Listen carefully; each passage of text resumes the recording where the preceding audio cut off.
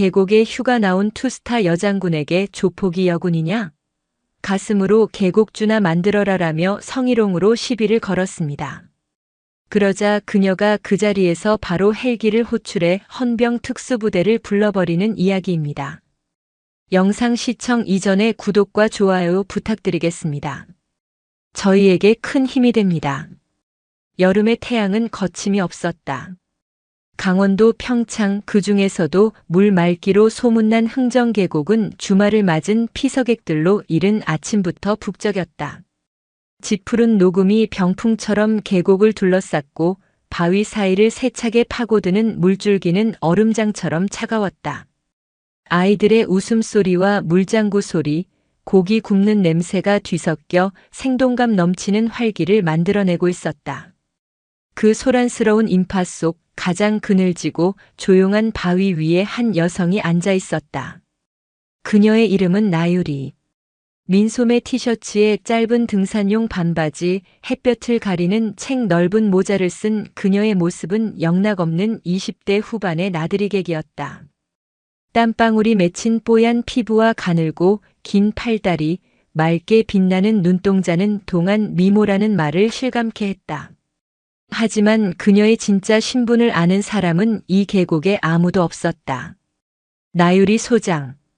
대한민국 해병대 최초의 여성 사단장. 그것도 귀신 잡는 해병 중에서도 최정예로 꼽히는 해병대 수색 대포스 리콘 출신으로 별 2개를 달성한 전설적인 인물. 현재 그녀는 경상북도 포항에 위치한 대한민국 해병대 제1사단의 사단장으로 재직 중이었다. 지난 몇 달간 이어진 고강도 연합훈련과 부대 정비를 마치고 그녀는 10수년 만에 처음으로 온전한 휴가라는 것을 받았다. 부하들은 사단장님도 좀 쉬셔야 합니다. 라며 등 떠밀듯 그녀를 부대 밖으로 내보냈다. 수십 년간 군복과 전투화에 익숙했던 그녀에게 이 평화로운 계곡의 풍경은 마치 다른 세상처럼 비현실적이었다. 그녀는 차가운 계곡물에 발을 담근 채 눈을 감았다. 포항 기지에 짠내 섞인 훈련장 먼지 대신 짙은 흙냄새와 물비린내가 훅 끼쳐왔다. K-55 자주포의 굉음 대신 매미 울음소리와 아이들의 제잘거림이 귓가를 간지럽혔다. 평화. 그것은 그녀가 평생을 바쳐 지켜내고자 하는 가치였으나 정작 그녀 자신은 가장 누리기 힘든 것이기도 했다. 평화롭군. 그녀가 희미하게 미소 지으며 눈을 떴을 때였다. 계곡 상류 쪽에서 소란스러운 고함이 들려오기 시작했다. 평화로운 분위기를 깨트리는 불협화음이었다. 아, 씨발. 좋게 말할 때 자리 안 빼. 여기가 니들 땅이야? 우리가 먼저 와서 자리 잡았잖아. 이 노친네가 진짜. 평창 푸른 개발 안 보여? 이 일대 전부 우리가 관리하는 구역이야. 자릿세 내기 싫으면 꺼지라고. 나유리의 시선이 소리의 근원지를 향해 날카롭게 고정되었다. 계곡의 가장 넓고 좋은 자리를 차지하고 있던 대가족, 그들 앞에 험상궂은 인상의 사내 대여섯 명이 둘러서 있었다. 사내들은 하나같이 검은색 티셔츠를 입고 있었는데 등에는 평창 푸른 개발이라는 조악한 글씨가 박혀 있었다. 누가 봐도 전문적으로 자릿세를 뜯어내는 지역 조폭 무리였다. 그들의 중심에는 팔에 용 문신을 요란하게 새긴 거구의 남자가 서 있었다. 그는 쉰이 넘어 보이는 노인의 멱살을 잡고 흔들고 있었다. 노인의 며느리로 보이는 여성이 울먹이며 말렸고 어린 손주들은 겁에 질려 울음을 터뜨렸다. 아버님, 그냥 드려요. 네, 무서워요. 이놈들아, 국유지를 왜 니들이 돈을 받아? 당장 이 손 놓지 못해. 노인의 완강한 저항에 조폭 두목으로 보이는 마석대라는 이름이 어울릴 법한 남자가 침을 뱉었다. 이 영감이 진짜 뒤지고 싶나. 야 흉터. 저 영감 손주 새끼 하나 물에 처박아 버려. 그래야 정신을 차리지. 예 형님. 흉터라는 별명으로 불린 얼굴에 칼자국이 선명한 남자가 희죽거리며 울고 있는 아이에게 다가갔다. 아이의 엄마가 비명을 지르며 아이를 감쌌다. 주변의 다른 피서객들은 애써 외면하거나 겁에 질려 웅성거릴 뿐 누구 하나 나서는 이가 없었다. 그들의 오만함은 이 계곡의 왕처럼 보였다. 나유리의 눈이 차갑게 가라앉았다. 그녀의 뇌는 즉각적으로 상황을 분석했다. 표적 식별 총 6명.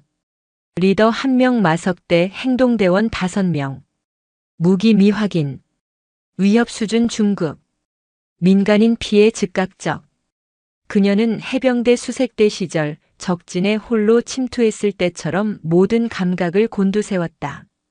훈련장의 소음은 사라지고 오직 조폭들의 고함과 피해자 가족의 울음소리만이 선명하게 들려왔다. 흉터가 아이를 감싼 여성의 머리채를 잡아챘을 때 나유리는 바위에서 조용히 일어섰다. 그녀는 계곡물을 첨벙거리며 그들을 향해 천천히 걸어갔다. 그녀의 작은 체구와 평범한 옷차림은 전혀 위협적이지 않았다. 그저 또 한 명의 구경꾼처럼 보일 뿐이었다. 아저씨들. 나유리의 맑은 목소리가 소란 속을 파고들었다. 그쯤 하시죠. 애들이 봅니다. 모든 시선이 그녀에게로 향했다. 멱살을 잡고 있던 마석대가 고개를 돌려 그녀를 위아래로 훑어봤다. 그의 눈에 노골적인 조롱과 음흉한 욕망이 동시에 떠올랐다. 뭐야, 이 시발년은? 마석대가 노인의 멱살을 거칠게 밀치고는 나유리를 향해 어슬렁어슬렁 걸어왔다. 노인이 힘없이 바닥에 주저앉았지만 조폭들의 시선은 오직 나유리에게만 쏠려 있었다. 아줌마, 아가씨, 넌 또 뭔데 끼어들어. 여기가 어디라고. 나유리는 멈춰 서서 마석대를 정면으로 응시했다. 그녀의 눈에는 두려움이나 분노가 아닌 오직 차가운 평정심만이 담겨 있었다. 나라 땅에서 세금도 안 내는 불법 영업, 거기에 폭행, 협박. 죄목이 꽤 늘어나네요. 마석대는 그녀의 당돌함에 어이가 없다는 듯 웃음을 터뜨렸다. 와, 이년 봐라. 말하는 꼬라지가 아주 그냥. 야, 너 혹시 경찰이냐? 경찰이면 공무원증 좀 까보든가. 그가 한 걸음 다가서며 나유리의 어깨를 손가락으로 툭툭 쳤다. 명백한 도발이자 위협이었다. 흥정 계곡의 맑은 물소리 위로 위험한 긴장감이 강철선처럼 팽팽하게 당겨졌다. 나유리의 휴가는 그렇게 그녀가 가장 익숙한 방식의 전장으로 변하고 있었다. 마석대의 거친 손가락이 나유리의 어깨를 밀어내는 순간 계곡의 모든 소리가 잠시 멎는 듯했다. 울던 아이도 웅성거리던 사람들도 모두 숨을 죽이고 두 사람을 지켜봤다. 마석대는 자신의 위압적인 덩치와 험악한 인상에 여자가 움츠러들 것이라 확신했다. 그는 이런 정의의 사도 놀이에 끼어든 골빈 여자들을 수도 없이 봐왔다. 왜 무서워? 무서우면 지금이라도 싹싹 빌고 꺼져. 오빠가 특별히 용서해 줄 테니까. 마석대의 뒤에 있던 부하들이 낄낄거리며 천박한 농담을 던지기 시작했다. 형님, 저 여자 몸매 죽이는데요. 피부 뽀얀 거 봐라. 오늘 저녁에 형님 방에서 술이나 따르게 하죠? 어이 아가씨. 우리 사장님이랑 하룻밤만 잘 모시면 저 영감탱이 대신 자릿세 면제해 줄 수도 있는데. 어때? 노골적인 성희롱이 빗발쳤다. 그들은 나유리를 이미 자신들의 전리품쯤으로 여기고 있었다. 나유리의 겉모습은 그들의 오만함을 부추기기에 충분했다. 군인이라고는 상상할 수 없는 앳된 얼굴, 가녀린 팔다리. 마석대의 눈에는 그저 객기 부리는 어린 여자로 보일 뿐이었다. 그때 그들의 뒤편에서 오토바이 한 대가 요란한 소리를 내며 멈춰 섰다. 흙먼지를 일으키며 내린 사람은 다름 아닌 지역 파출소의 오판석 경사였다. 그는 헬멧을 벗으며 땀을 닦는 척하더니 마석대에게 익숙하게 다가왔다. 아이고 마 사장님, 이 더운 날에 웬 소란이십니까? 멱살을 잡혔던 노인 윤태범 상사의 며느리가 구세주라도 만난 듯 오 경사에게 달려갔다. 경찰 아저씨, 저 사람들이 우리 아버님을, 그리고 자꾸 돈을 뜯으려고 해요.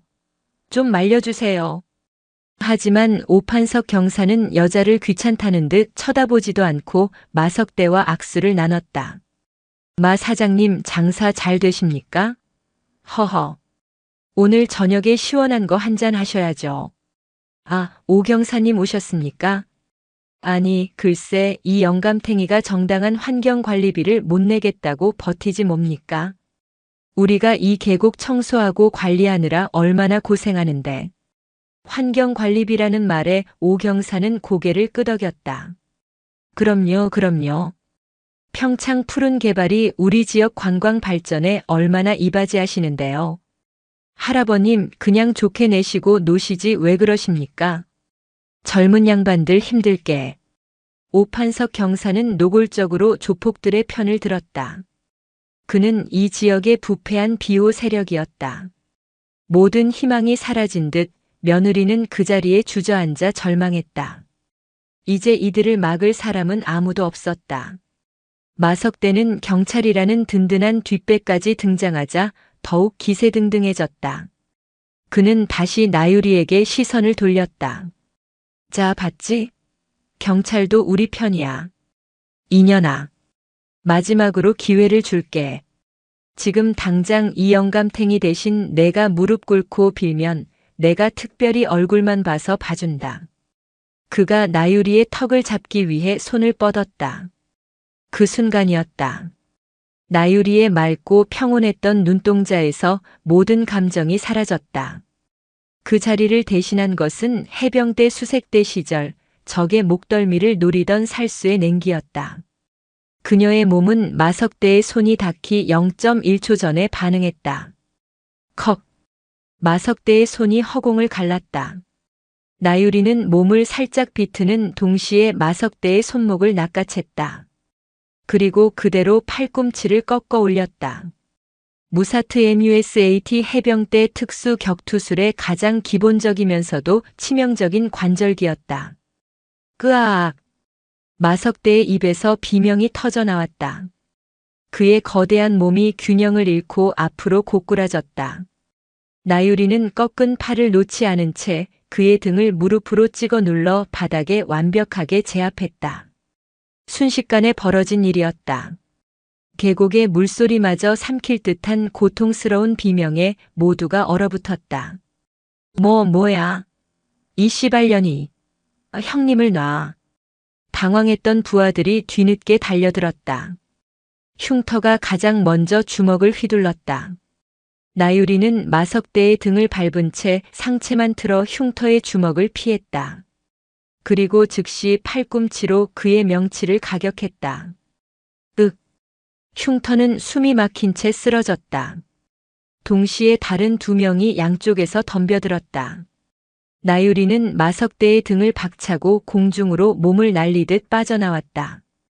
그리고 착지 않은 동시에 한 명의 오금 무릎 뒤를 걷어차고 다른 한 명의 복부를 발로 밀어냈다.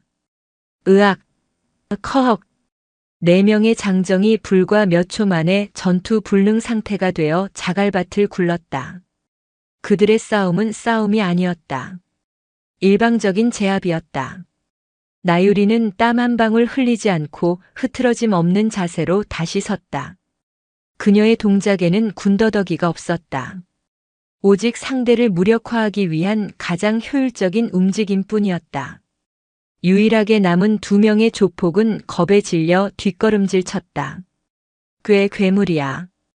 이 모든 광경을 멍하니 지켜보던 오판석 경사의 얼굴이 하얗게 질렸다. 그는 본능적으로 허리에 찬 가스총에 손을 가져갔다. 당신 뭐야? 민간인 폭행 현행범으로 체포하겠어. 오 경사가 가스총을 겨누며 소리쳤다. 하지만 그의 목소리는 양처럼 떨리고 있었다. 나유리는 천천히 오판석 경사에게 다가갔다. 그녀의 동안 미모는 여전했지만 그 분위기는 방금 전과는 완전히 달라져 있었다. 그것은 수많은 사선을 넘어온 자만이 가질 수 있는 서늘하고도 압도적인 기백이었다. 오판석 경사. 나유리가 그의 이름을 불렀다. 오 경사는 자신의 이름을 어떻게 아는지 놀라 주춤했다. 네네. 첫째, 당신은 경찰 공무원으로서 직무를 유기했다. 무슨. 둘째, 불법 행위를 인지하고도 비호하며 공갈 및 협박에 동조했다. 이는 명백한 직권 남용이자 범죄다. 나유리는 그의 가슴에 달린 경찰 배지를 손가락으로 툭 쳤다. 오 경사는 그 서늘한 손길에 소스라치게 놀랐다. 당신 대체 정체가 뭐야? 나유리는 대답 대신 자신이 벗어두었던 배낭으로 천천히 걸어갔다. 그녀는 배낭 안쪽 주머니에서 작은 지갑을 꺼냈다. 그리고 그 안에서 자신의 신분증을 꺼내 오판석 경사의 눈앞에 펼쳐 보였다. 대한민국 해병대 제1사단장 소장 나유리. 오판석 경사의 눈이 신분증에 박힌 선명한 별 2개와 소장이라는 글자를 확인했다. 그의 동공이 지진이라도 난 듯 격렬하게 흔들렸다. 사단장? 투스타? 저 20대로밖에 안 보이는 여자가? 거짓말. 공무원증 위조다. 그가 마지막 발악처럼 소리쳤다. 확인해 볼 시간을 주지. 나유리는 핸드폰을 꺼내 어딘가로 전화를 걸었다. 그녀의 목소리는 방금 전과는 비교도 할 수 없을 만큼 낮고 엄중해졌다. 필승. 여기는 승리다. 승리 빅터리는 해병대 제1사단의 공식적인 무선 호출 부호였다. 현 시간부로 강원도 평창군 흥정계곡 일대 민간인 대상 불법 무력행위 및 공무원 유착비리 정황 포착. 즉시 포항 1사단 헌병 특임대 SDT 출동시켜라. 헬기 이용해. 30분 내로 도착하도록. 그녀는 전화를 끊고 다음 번호를 눌렀다. 강원지방경찰청 감찰계장 연결해. 대한민국 해병대 제1사단장이다. 평창경찰서 오판석 경사에 대한 긴급 감찰 요구한다. 내가 지금 현장에 있다.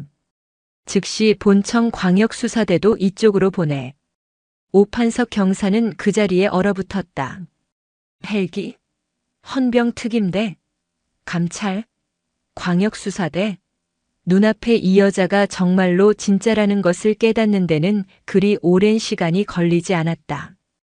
그의 다리가 풀려 자갈밭에 주저앉았다. 나유리는 신음하는 마석대에게 다가가 차갑게 말했다. 평창 푸른 개발.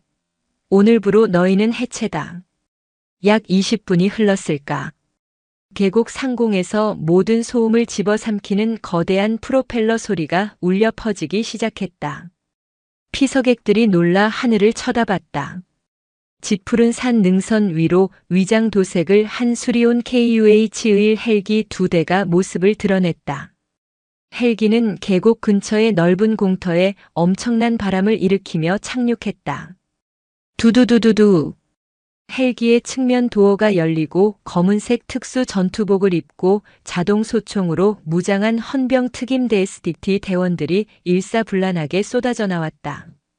그들의 베레모는 해병대의 상징인 붉은색이 아닌 헌병 특임대의 검은색이었지만 팔뚝에 붙은 해병대 제1사단의 불사조 마크는 선명했다.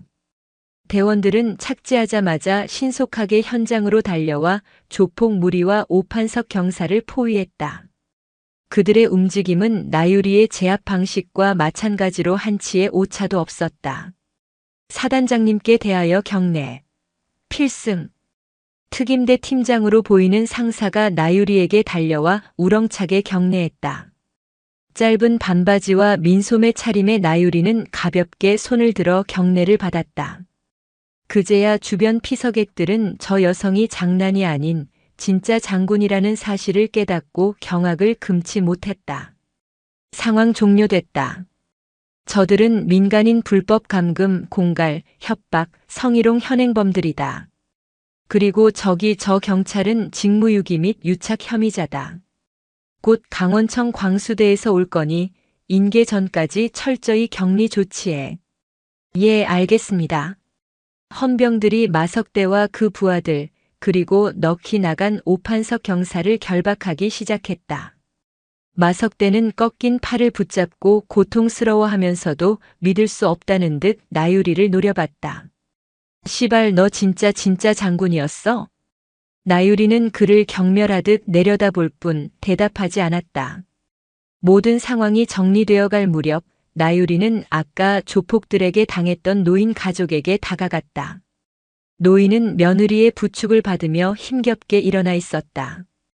괜찮으십니까? 많이 놀라셨을 텐데. 나유리가 부드러운 목소리로 물었다. 노인은 멍한 눈으로 나유리를 바라봤다. 그는 아까의 상황이 마치 꿈처럼 느껴지는 듯 했다. 고맙습니다. 정말 고맙습니다. 장군님. 며느리가 먼저 울음을 터뜨리며 감사 인사를 했다. 나유리는 괜찮다며 그녀를 다독였다. 그때 노인이 나유리의 얼굴을 뚫어지게 쳐다보기 시작했다. 그의 눈에 단순한 감사가 아닌 깊은 혼란과 희미한 기억이 스쳐 지나갔다. 저 혹시 노인이 떨리는 목소리로 물었다. 제가 사람을 잘못 본 게 아니라면 혹시 나유리 중위님 아니십니까? 중위라는 호칭에 나유리의 몸이 굳었다. 그녀가 그 계급을 달았던 것은 아주 오래전 해병대 수색대 소대장으로 복무하던 시절이었다. 어르신 저를 아십니까? 노인은 주머니에서 손수건을 꺼내 눈가를 닦았다. 그는 떨리는 손으로 나유리의 팔을 잡았다. 접니다. 저 윤태범. 연평도에서 근무했던 윤태범 상사 말입니다. 그때 나 중위님 구하고 다리에 파편 맞았던 순간 나유리의 머릿속을 스쳐 지나가는 기억이 있었다. 십수년 전 서해 최전방 연평도. 적의 기습 도발로 포탄이 비오듯 쏟아지던 날. 신임 소대장이었던 그녀는 부하들을 대피시키다 적의 포탄 파편에 노출되었다. 그때 그녀를 밀치고 대신 파편을 맞았던 노련한 부사관. 윤 상사님? 나유리의 눈이 믿을 수 없다는 듯 커졌다. 눈앞의 노인은 세월의 풍파를 정면으로 맞아 초췌해졌지만 그 선한 눈매만은 분명 그녀가 기억하는 윤태범 상사의 그것이었다. 세상에 윤 상사님이셨습니까? 살아계셨군요. 그때 그 부상으로 의병 제대하셨다고만 들었는데. 그렇습니다. 다리 때문에 군 생활은 접었지만 이렇게 목숨은 붙어 있었습니다. 그런데 중위님이 아니 사단장님이 되실 줄이야. 이렇게 다시 뵙게 되다니. 두 사람은 전쟁터에서 생사를 함께한 전우를 만난 듯 서로의 손을 부여잡고 감격에 젖었다. 주변의 헌병들과 가족들은 예상치 못한 재회에 숙연해졌다. 감격도 잠시 윤태범 상사의 얼굴이 다시 어두워졌다.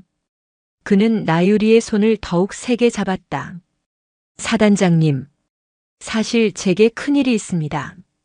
저놈들이 오늘 저를 괴롭힌 것도 그것 때문입니다. 무슨 일입니까, 상사님? 제 아들놈 때문입니다. 제 아들 윤현우라고 탐사보도 기자입니다. 윤현우 기자.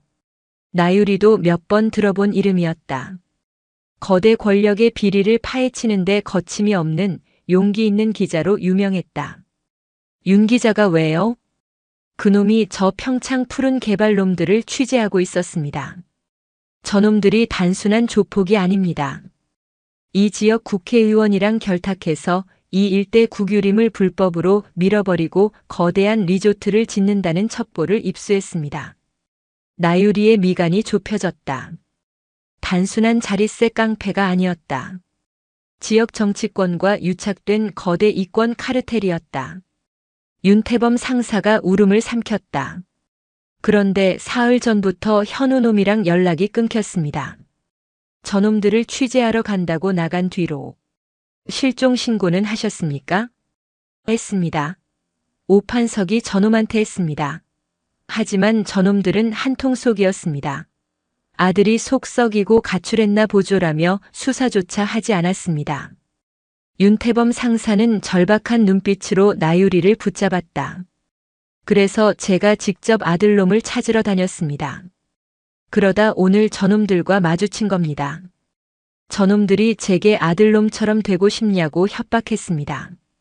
사단장님, 제 아들 현우가 저놈들 손에 잡혀 있는 게 틀림없습니다. 나유리의 눈이 다시 차가워졌다. 그녀는 결박된 채 끌려가던 마석대에게 성큼성큼 다가갔다. 마석대. 왜? 윤현우 기자 어딨어? 마석대의 눈동자가 격렬하게 흔들렸다. 그는 애써 태어난 척 고개를 돌렸다. 무슨 소리야? 내가 그걸 어떻게 알아? 내 놈들 뒤에 누가 있는지 안다.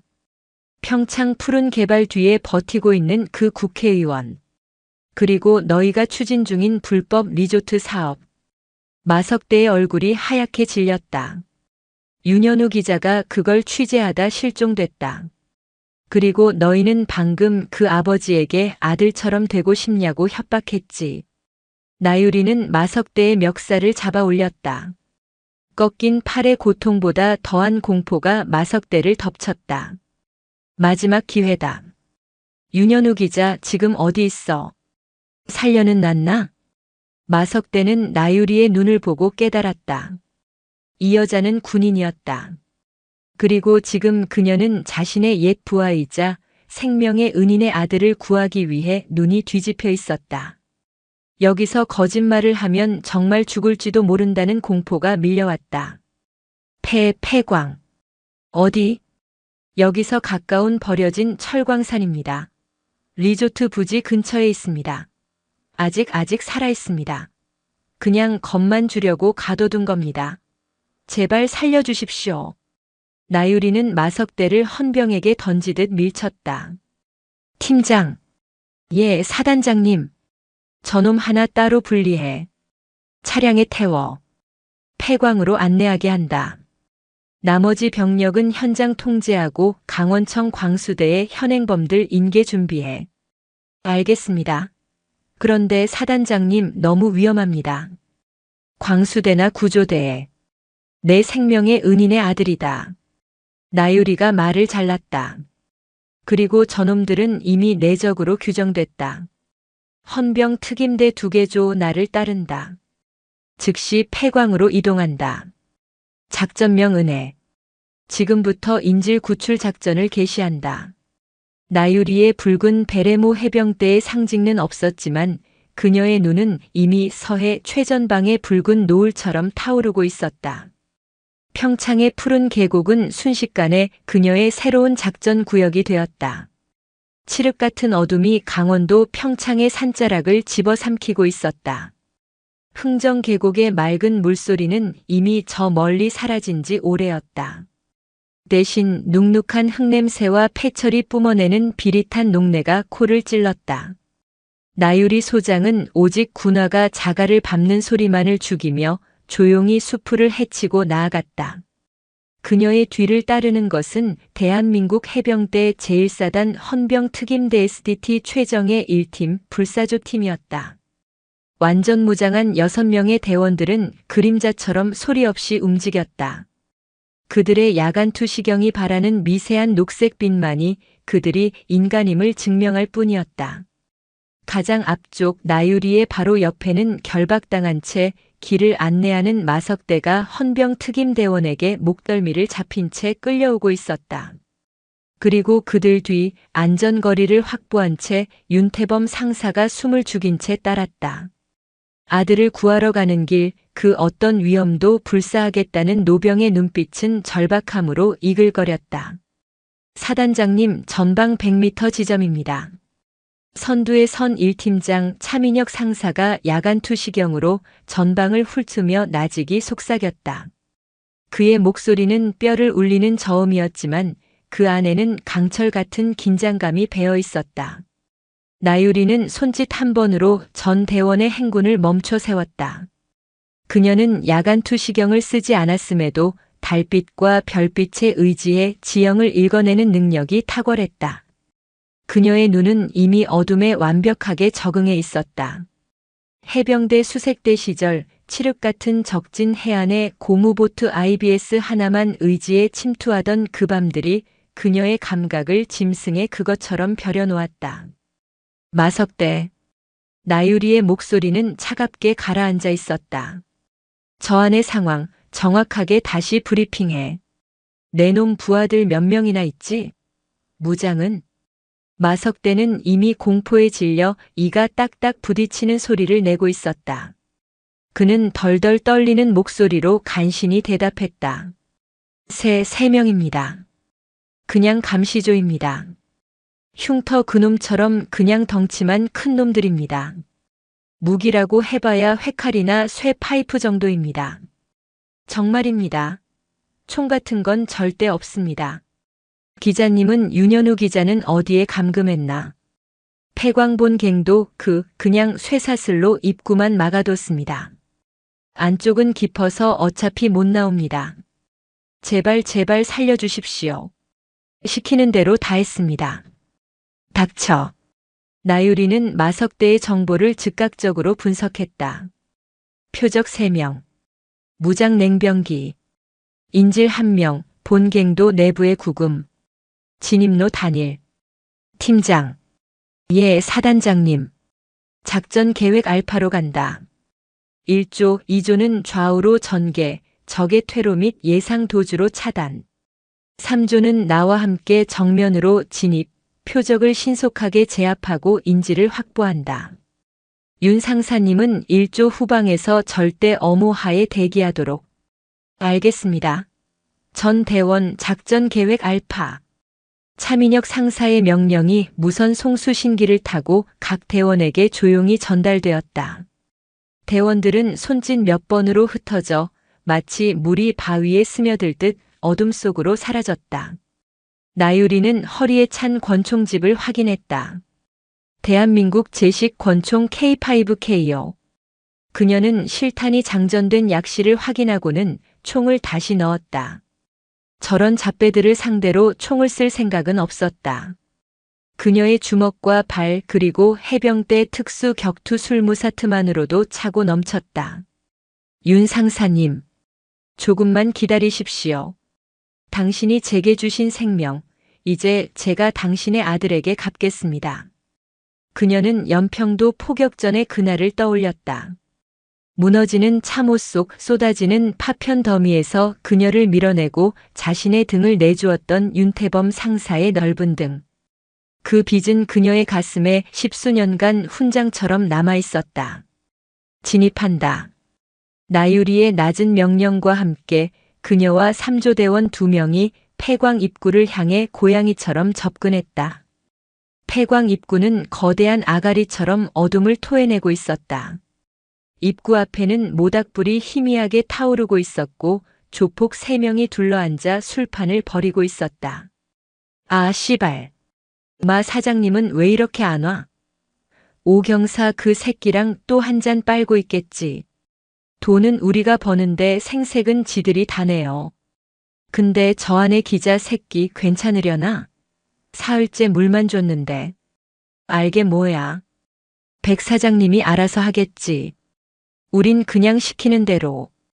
그들의 대화는 더 이상 이어지지 못했다. 지금이다. 나유리의 외침과 동시에 3조 대원 2명이 전광석화처럼 튀어나갔다.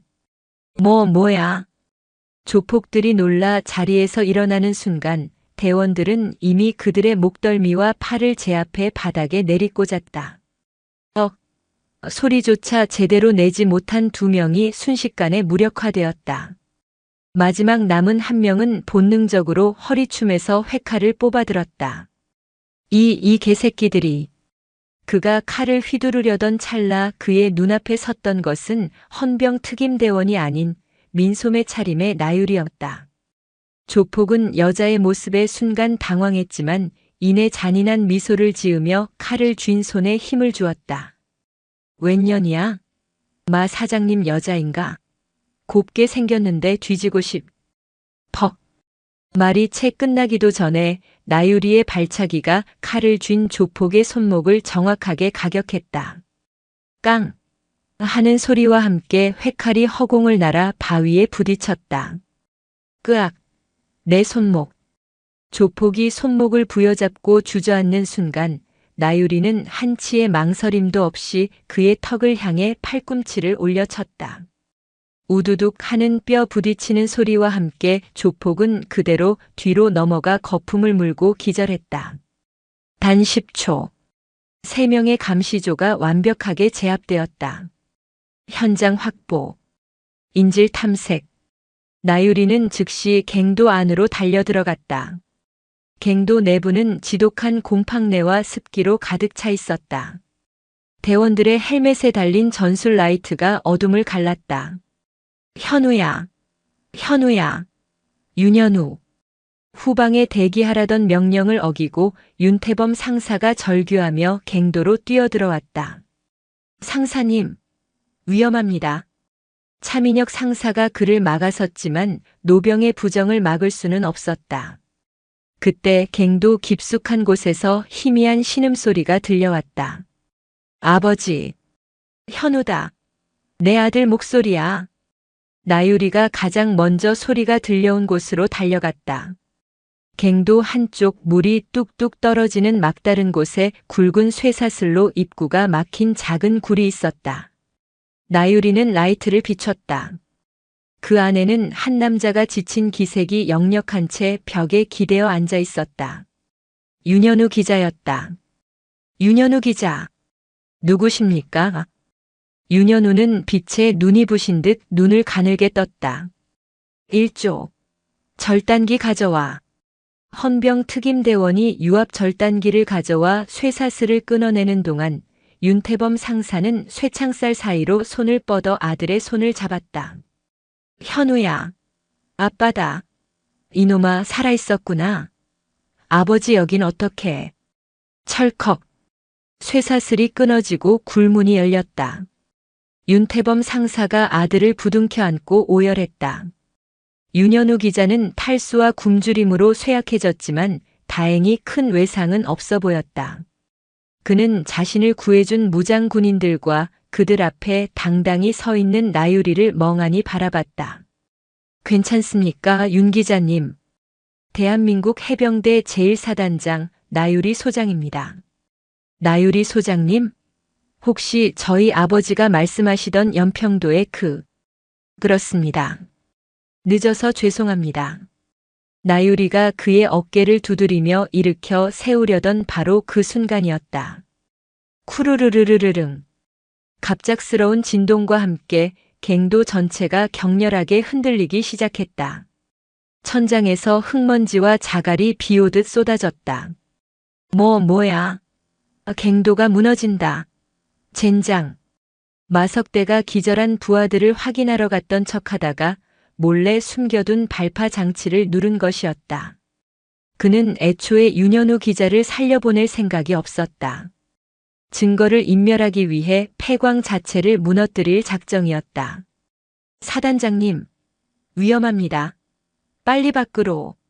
차민혁 상사가 나유리를 향해 소리쳤다. 콰르르르릉. 엄청난 굉음과 함께 그들이 들어왔던 갱도 입구 쪽이 완전히 무너져 내렸다. 거대한 바위와 토사가 입구를 틀어막았다. 순식간에 갱도 내부는 다시 완전한 암흑과 먼지로 뒤덮였다. 쿨럭쿨럭. 상황 보고. 대원들 괜찮나? 차민혁 상사의 외침에 여기저기서 기침 소리와 함께 대답이 들려왔다. 1조 이상 3조 경상자 1명 발생. 하지만 거동 가능. 다행히 헌병 특임대원들과 윤태범 상사는 입구에서 떨어진 안쪽에 있어 매몰은 피했다. 하지만 사단장님, 차민혁 상사가 라이트를 비춘 곳, 즉 쇠사슬이 있던 굴 입구 쪽은 방금 전의 붕괴로 인해 새로 생긴 낙석 더미로 막혀 있었다. 나유리 소장과 윤현우 기자는 굴 안쪽에, 나머지 사람들은 굴 바깥쪽에 완벽하게 고립되고 말았다. 사단장님, 나유리 사단장님, 대답하십시오. 차민혁 상사가 돌무더기를 미친 듯이 두드렸다. 쿨럭. 잠시 후 돌무더기 너머에서 나유리의 목소리가 들려왔다. 괜찮다, 차 상사. 나와 윤 기자는 무사하다. 그녀의 목소리는 먼지 때문에 잠겨 있었지만 놀랍도록 침착했다. 하지만 이쪽도 퇴로가 막혔다. 갱도 안쪽에서 추가 붕괴가 일어났어. 우리는 다른 출구를 찾아야 한다. 사단장님, 기다리십시오. 저희가 당장 이 돌무더기를. 아니다. 나유리가 단호하게 외쳤다. 2차 붕괴 위험이 크다. 섣불리 움직이지 마.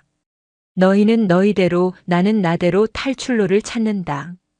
그녀는 라이트를 켜서 윤현우 기자의 상태를 살폈다. 그는 붕괴의 충격으로 잠시 정신을 잃었다가 깨어나고 있었다.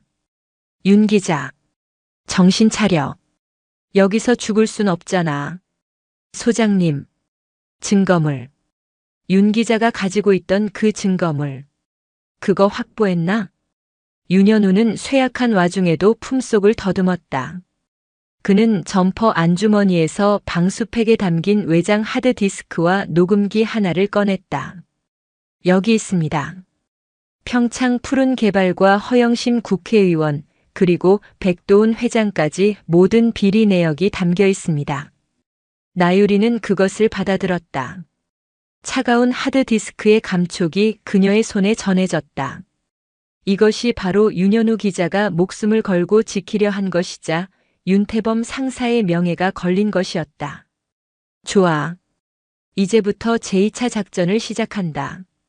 나유리는 갱도 안쪽 미로처럼 얽힌 어둠을 바라보았다. 작전명은 동일하다. 은혜. 반드시 살아서 나간다.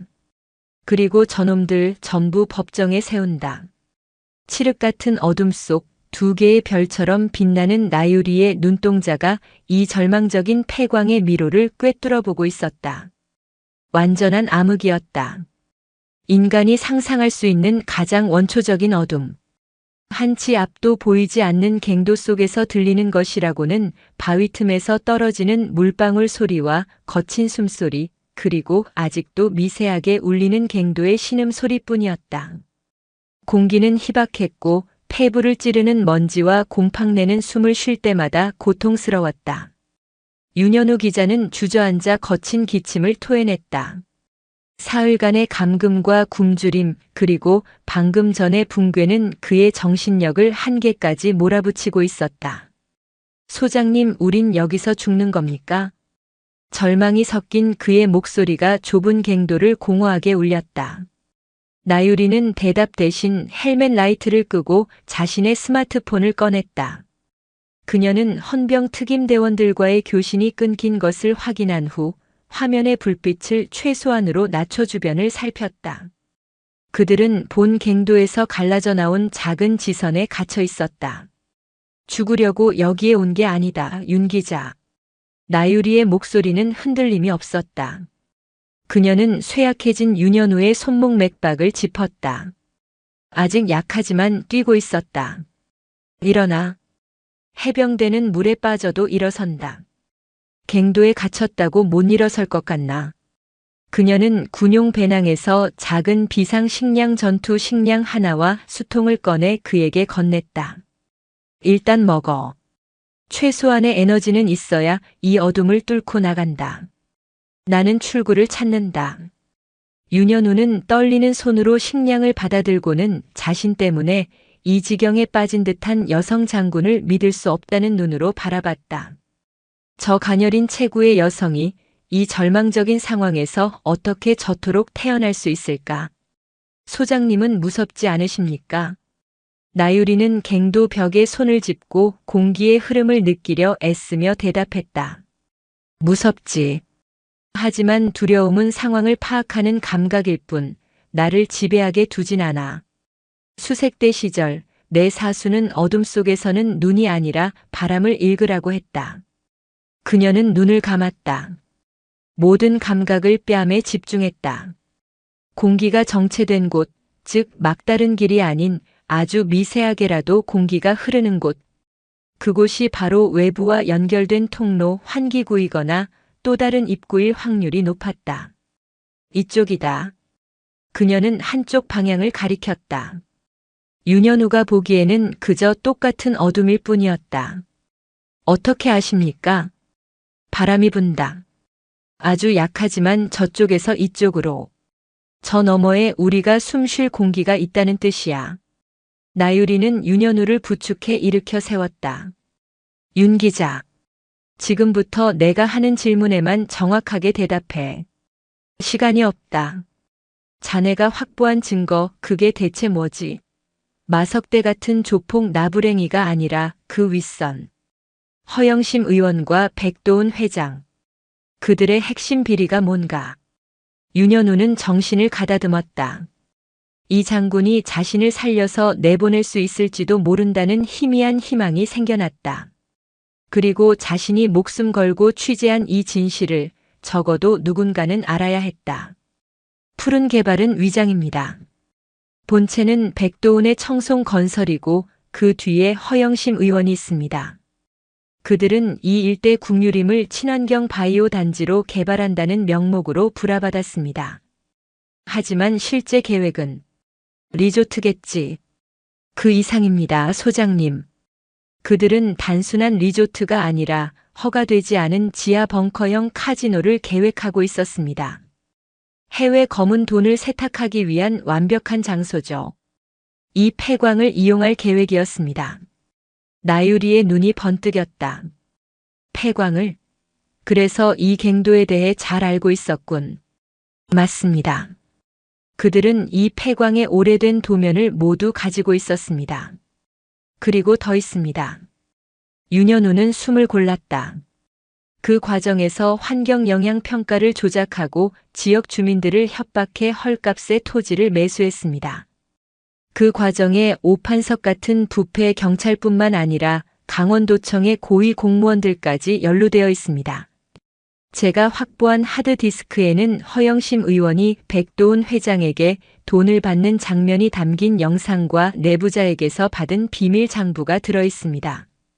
엄청난 물건이군. 그러니 놈들이 자네를 죽이려고 했지. 그들은 제가 이 폐광에 숨어들어 증거를 수집하는 것을 알고 있었습니다. 처음에는 회유하려 했죠. 하지만 제가 거절하자 저를 이곳에 가둔 겁니다. 그리고 오늘 마 사장 패거리들이 저를 처리하러 온다고 했습니다. 아마 소장님이 오시기 직전이었겠죠. 나유리는 고개를 끄덕였다. 모든 퍼즐이 맞춰졌다. 그녀는 윤현우의 어깨를 단단히 잡았다. 윤 기자, 자네는 대한민국 국민으로서의 의무를 다했다. 이제 군인으로서 내 의무를 다할 차례다. 자네와 그 증거 내가 반드시 세상 밖으로 꺼내놓겠다.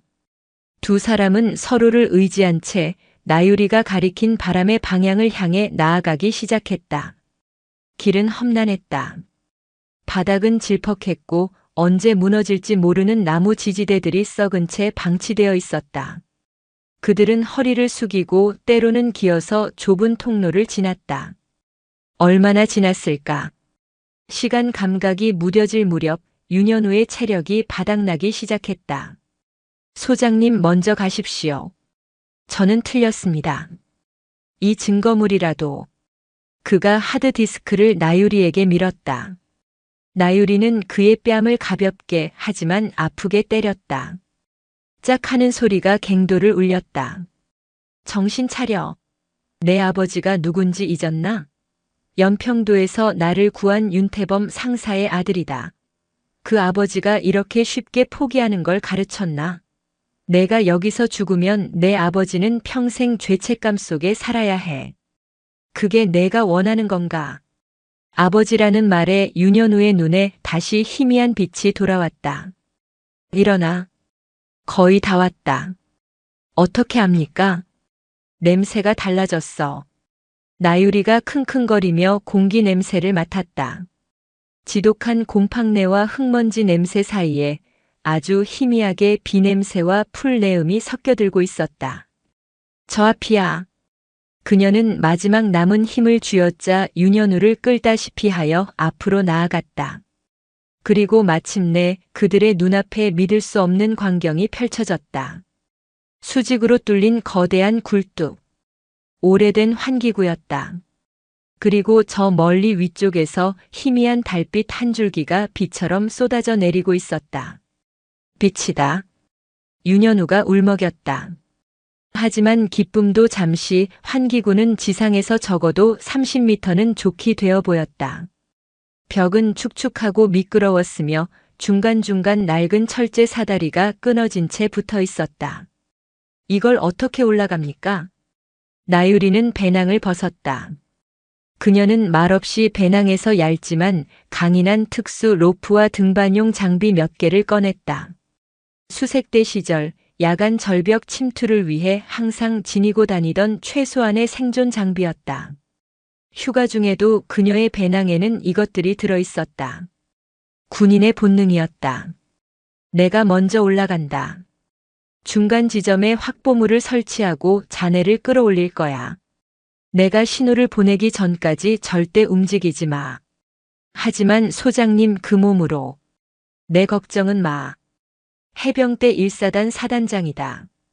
포항의 칠흑 같은 절벽도 이보다는 쉬웠어. 그녀는 농담처럼 말했지만 눈은 진지했다. 나유리는 로프를 몸에 감고 낡은 사다리와 바위 틈을 이용해 맨손으로 수직 암벽을 오르기 시작했다. 그녀의 움직임은 마치 거미와 같았다. 훈련으로 다져진 근육과 타고난 균형 감각이 이 절망적인 수직 갱도를 극복해내고 있었다. 한 뼘 한 뼘. 땀과 흙먼지가 범벅이 되어 비오듯 흘러내렸다. 몇 번이나 발을 헛디딜 뻔한 아슬아슬한 순간이 지나갔다. 윤현우는 아래에서 숨을 죽인 채 자신을 구하기 위해 사투를 벌이는 여성 장군의 모습을 경이롭게 바라보았다. 마침내 나유리의 손이 환기구 끝, 지상의 축축한 흙에 닿았다. 그녀는 몸을 끌어올려 거친 숨을 몰아쉬었다. 시원한 밤 공기가 폐부 깊숙이 파고들었다. 살았다. 그녀는 즉시 로프를 근처의 튼튼한 나무에 고정시켰다. 그리고 아래를 향해 외쳤다. 윤 기자, 로프 내려보낸다. 몸에 단단히 묶어. 윤현우는 떨리는 손으로 로프를 묶었다. 나유리는 이를 악물고 로프를 끌어당기기 시작했다. 쇠약해진 성인 남자를 끌어올리는 것은 그녀에게도 벅찬 일이었다. 하지만 그녀는 포기하지 않았다. 윤태범 상사의 얼굴을 떠올리며 이를 악물었다. 으라차. 마침내 윤현우 기자가 흙먼지 투성이의 얼굴로 환기구 밖으로 끌려 나왔다. 두 사람은 비틀거리며 차가운 풀밭 위에 쓰러져 쏟아질 듯한 밤하늘의 별을 바라보았다. 살았어요. 우리가 살았어요, 소장님. 그래, 살았다. 그때였다. 갱도 입구 쪽에서 요란한 소리와 함께 함성이 들려왔다. 찾았다. 여기 계셨습니다. 사단장님. 차민혁 상사와 헌병 특임대원들 그리고 윤태범 상사가 굴착 장비까지 동원해 돌무더기를 치우고 반대편 출구를 찾아낸 것이었다. 그들은 칠흑 같은 산속을 헤매다 마침내 환기구를 찾아냈다. 현우야. 내 아들아. 윤태범 상사가 절규하며 달려와 아들을 부둥켜 안았다. 붕괴된 갱도 양쪽에서 시작된 필사적인 생존과 구조가 마침내 하나로 만나는 순간이었다. 나유리는 두 부자의 감격적인 재회를 지켜보며 조용히 일어섰다. 그녀는 흙먼지를 털어내며 차민혁 상사에게 다가갔다.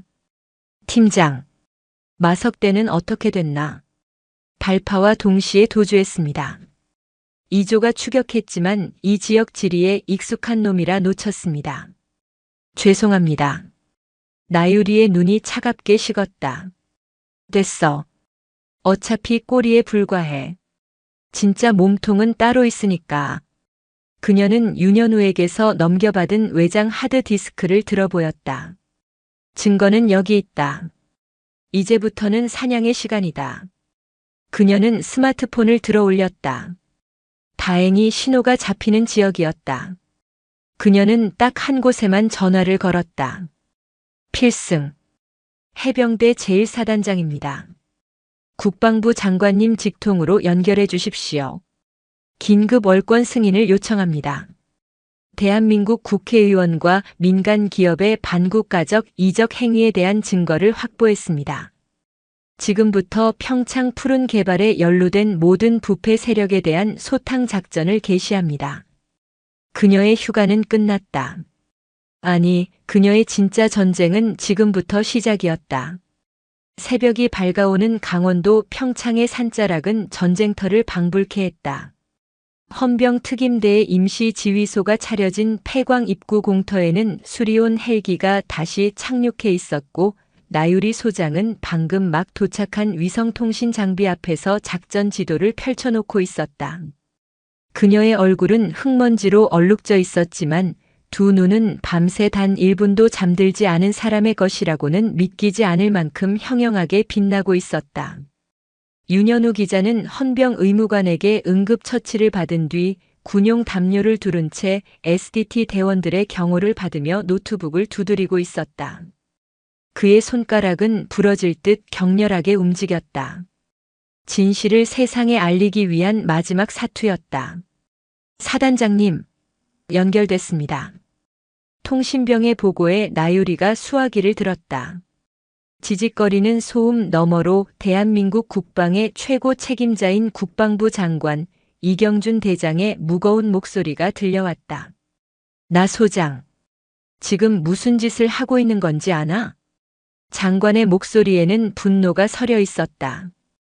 이미 허영심 의원 측에서 군병력의 민간인 불법 감금 및 폭행이라며 장관 라인을 통해 압력을 넣은 것이 분명했다. 보고 드린 그대로입니다, 장관님.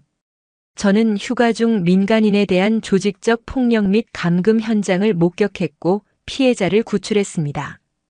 그 과정에서 현직 국회의원과 특정 기업이 연루된 거대한 부패 카르텔의 물증을 확보했습니다. 그건 경찰이 할 일이야. 왜 해병대가, 그것도 1사단 병력이 강원도 평창까지 헬기를 타고 넘어가서 민간인들을 들쑤시고 다니는 건가? 당장 철수해. 나 소장, 이건 명령이야.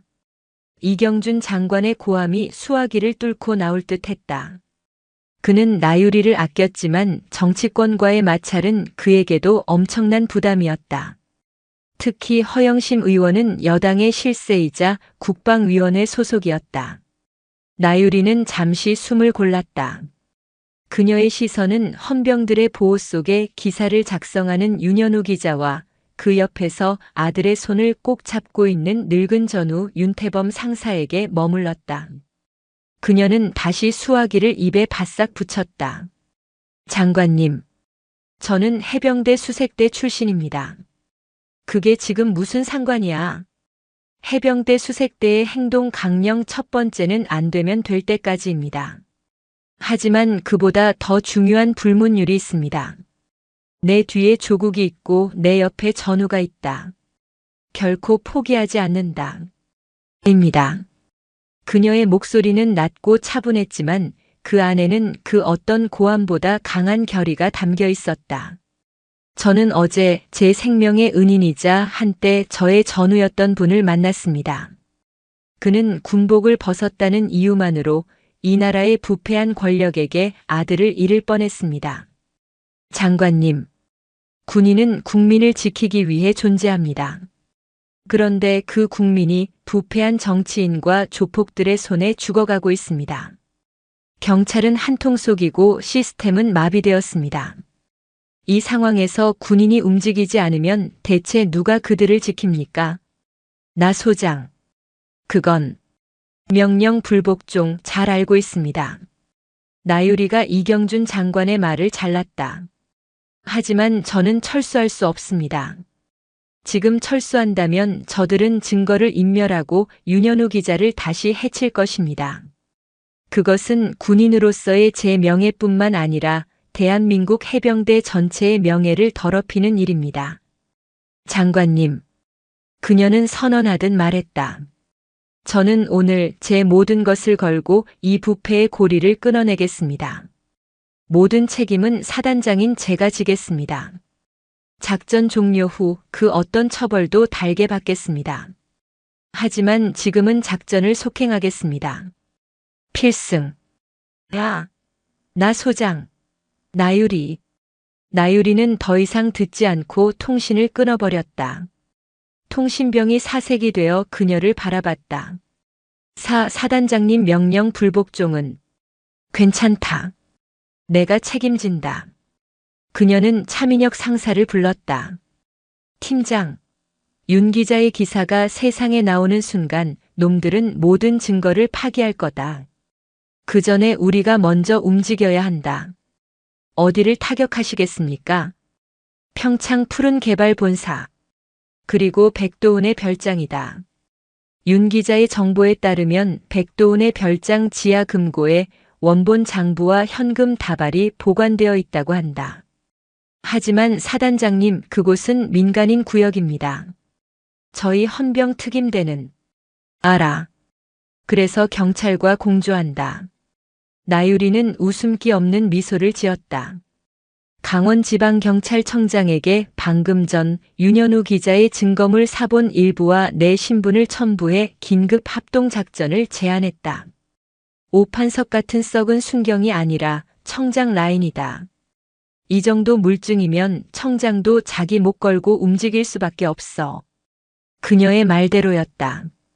이미 강원청에서는 광역수사대 정예 요원들이 비상소집되어 평창으로 이동 중이었다. 하지만 광수대가 도착하기 전에 우리가 먼저 놈들의 발을 묶어야 한다. 놈들이 도주하거나 증거를 인멸할 시간을 줘선 안 돼. 작전 명령을 하달해 주십시오. 1조는 나와 함께 백도훈의 별장으로 간다. 놈의 신병을 확보하고 지하 금고를 봉쇄한다. 2조, 3조는 차 상사의 지휘하에 푸른 개발 본사를 급습, 잔당을 소탕하고 모든 컴퓨터와 서류를 확보한다. 강원청 광수대가 도착하면 즉시 현장을 인계한다. 우리는 체포가 목적이 아니라 확보와 봉쇄가 목적이다. 이해했나? 예, 알겠습니다.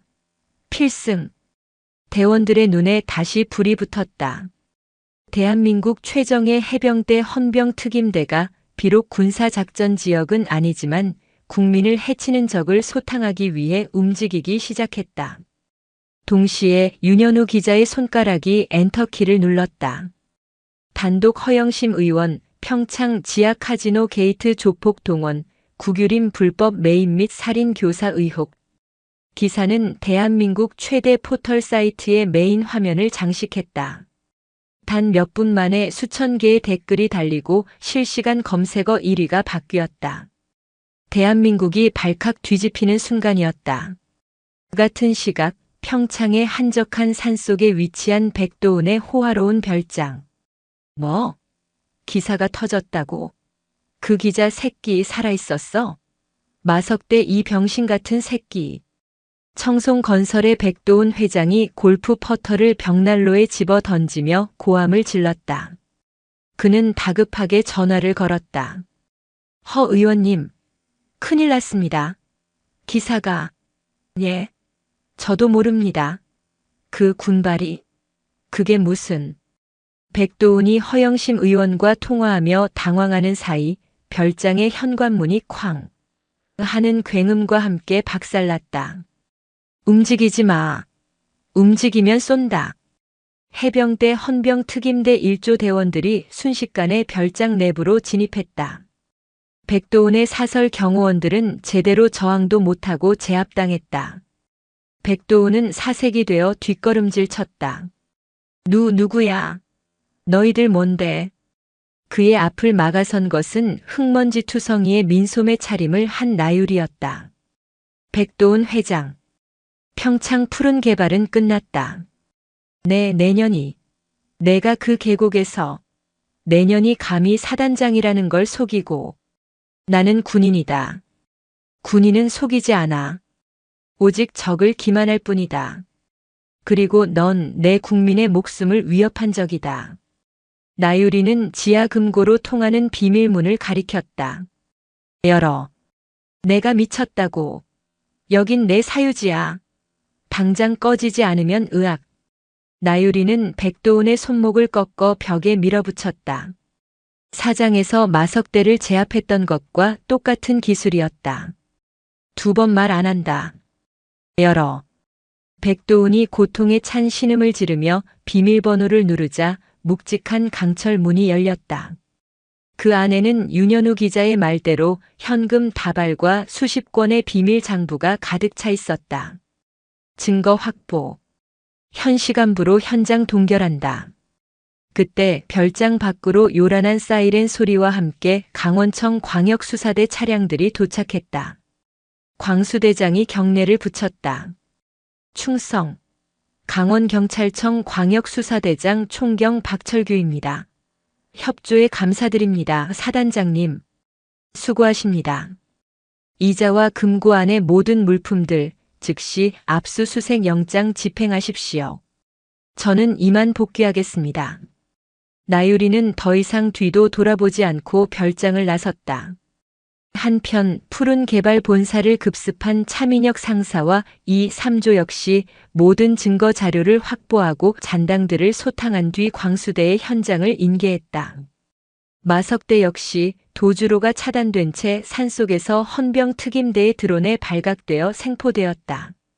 모든 상황이 종료되고 해가 중천에 떴을 무렵 허영심 의원은 국회 본청 앞에서 수백 명의 기자들에게 둘러싸여 있었다.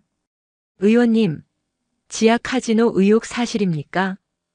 해병대 사단장에게 직접 압력을 행사하셨다는 게 맞습니까? 허영심은 땀을 뻘뻘 흘리며 전혀 사실무근입니다. 음해입니다. 라고 외치고 있었다. 바로 그때 검은색 세단 여러 대가 멈춰 섰고 서울중앙지검 특수부 검사들이 내렸다. 허영심 씨, 정치자금법 위반, 직권남용, 살인교사 혐의로 긴급 체포합니다. 윤현우 기자의 증거와 나유리가 확보한 백도원의 장부가 만나 거대한 부패 카르텔을 무너뜨리는 완벽한 확증이 된 것이었다. 대한민국을 뒤흔든 평창 게이트의 실체가 드러나는 순간이었다. 나유리는 폐광 입구에서 수리온 헬기에 탑승하기 전 윤태범 상사와 윤현우 기자의 마지막 인사를 받았다. 사단장님, 이 은혜를 어찌 갚아야 할지. 윤태범 상사는 늙은 해병의 눈물로 경례를 올렸다. 윤현우 기자 역시 깊이 고개를 숙였다. 두 분이 지켜낸 진실입니다. 저는 군인으로서 할 일을 했을 뿐입니다. 나유리는 헬기에 탑승하며 엉망이 된 자신의 모습을 돌아봤다. 10수년 만의 휴가는 그렇게 끝이 났다. 하지만 그녀의 가슴은 그 어느 때보다 뜨거웠다. 포항으로 복귀한다. 헬기가 하늘로 솟아오르자 평창의 푸른 산맥이 그녀의 발 아래 멀어져 갔다. 그녀의 전쟁은 아직 끝나지 않았음을, 그리고 그녀는 결코 물러서지 않을 것임을 저 푸른 하늘이 증명하고 있었다. 포항. 해병대 제1사단의 심장부인 불사조 기지는 그 어느 때보다 팽팽한 긴장감에 휩싸여 있었다.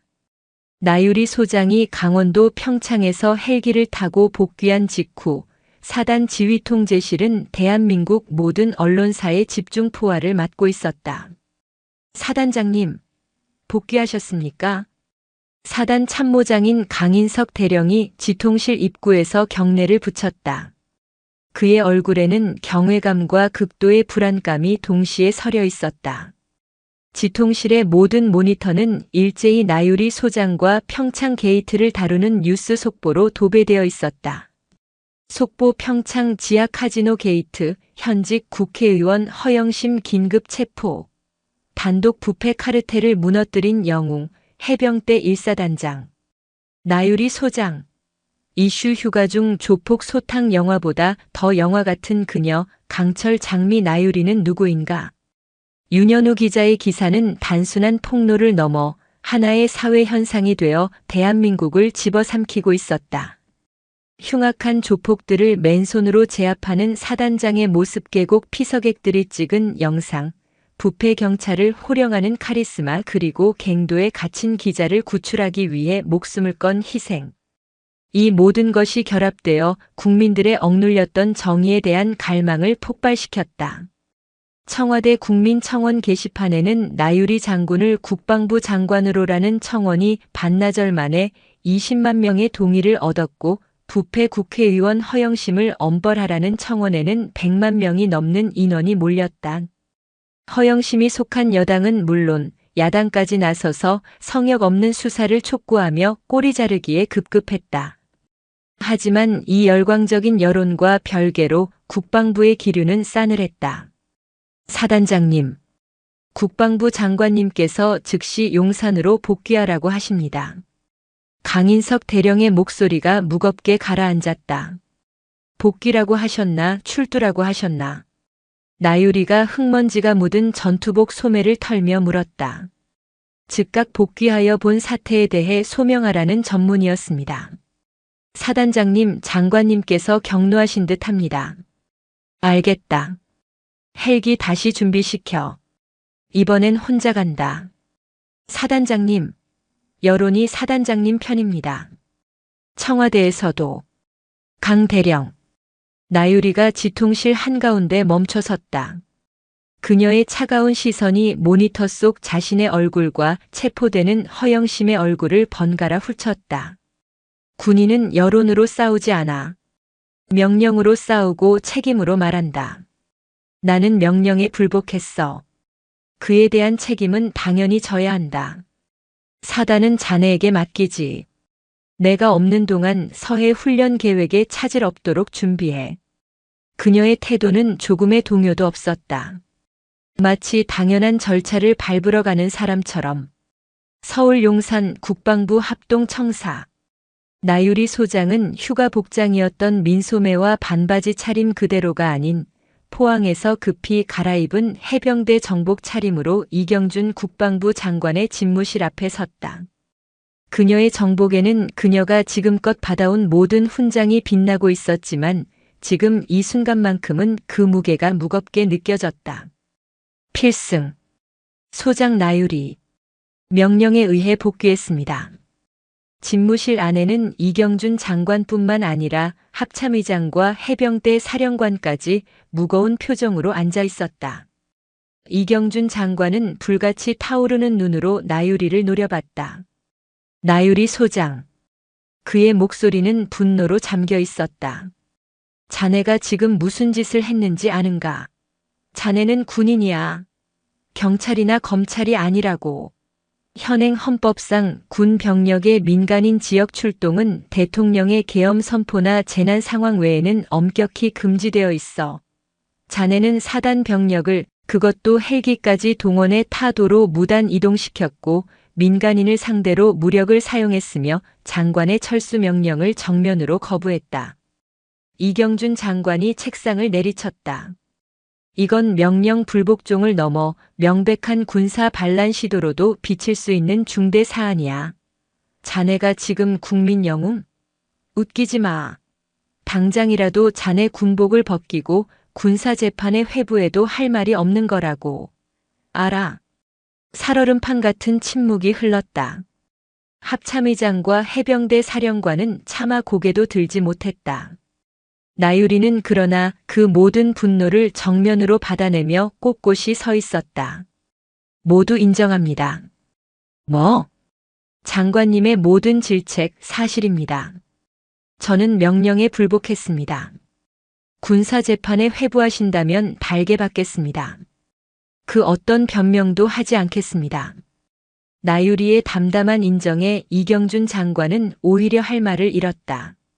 그는 저 당돌한 여장군이 변명이라도 하길 바랐다. 이게 다야? 자네는 지금 그저 처벌만 받겠다는 건가? 왜 그랬는지 이유를 대야 할 것 아닌가? 이유는 이미 보고드렸습니다.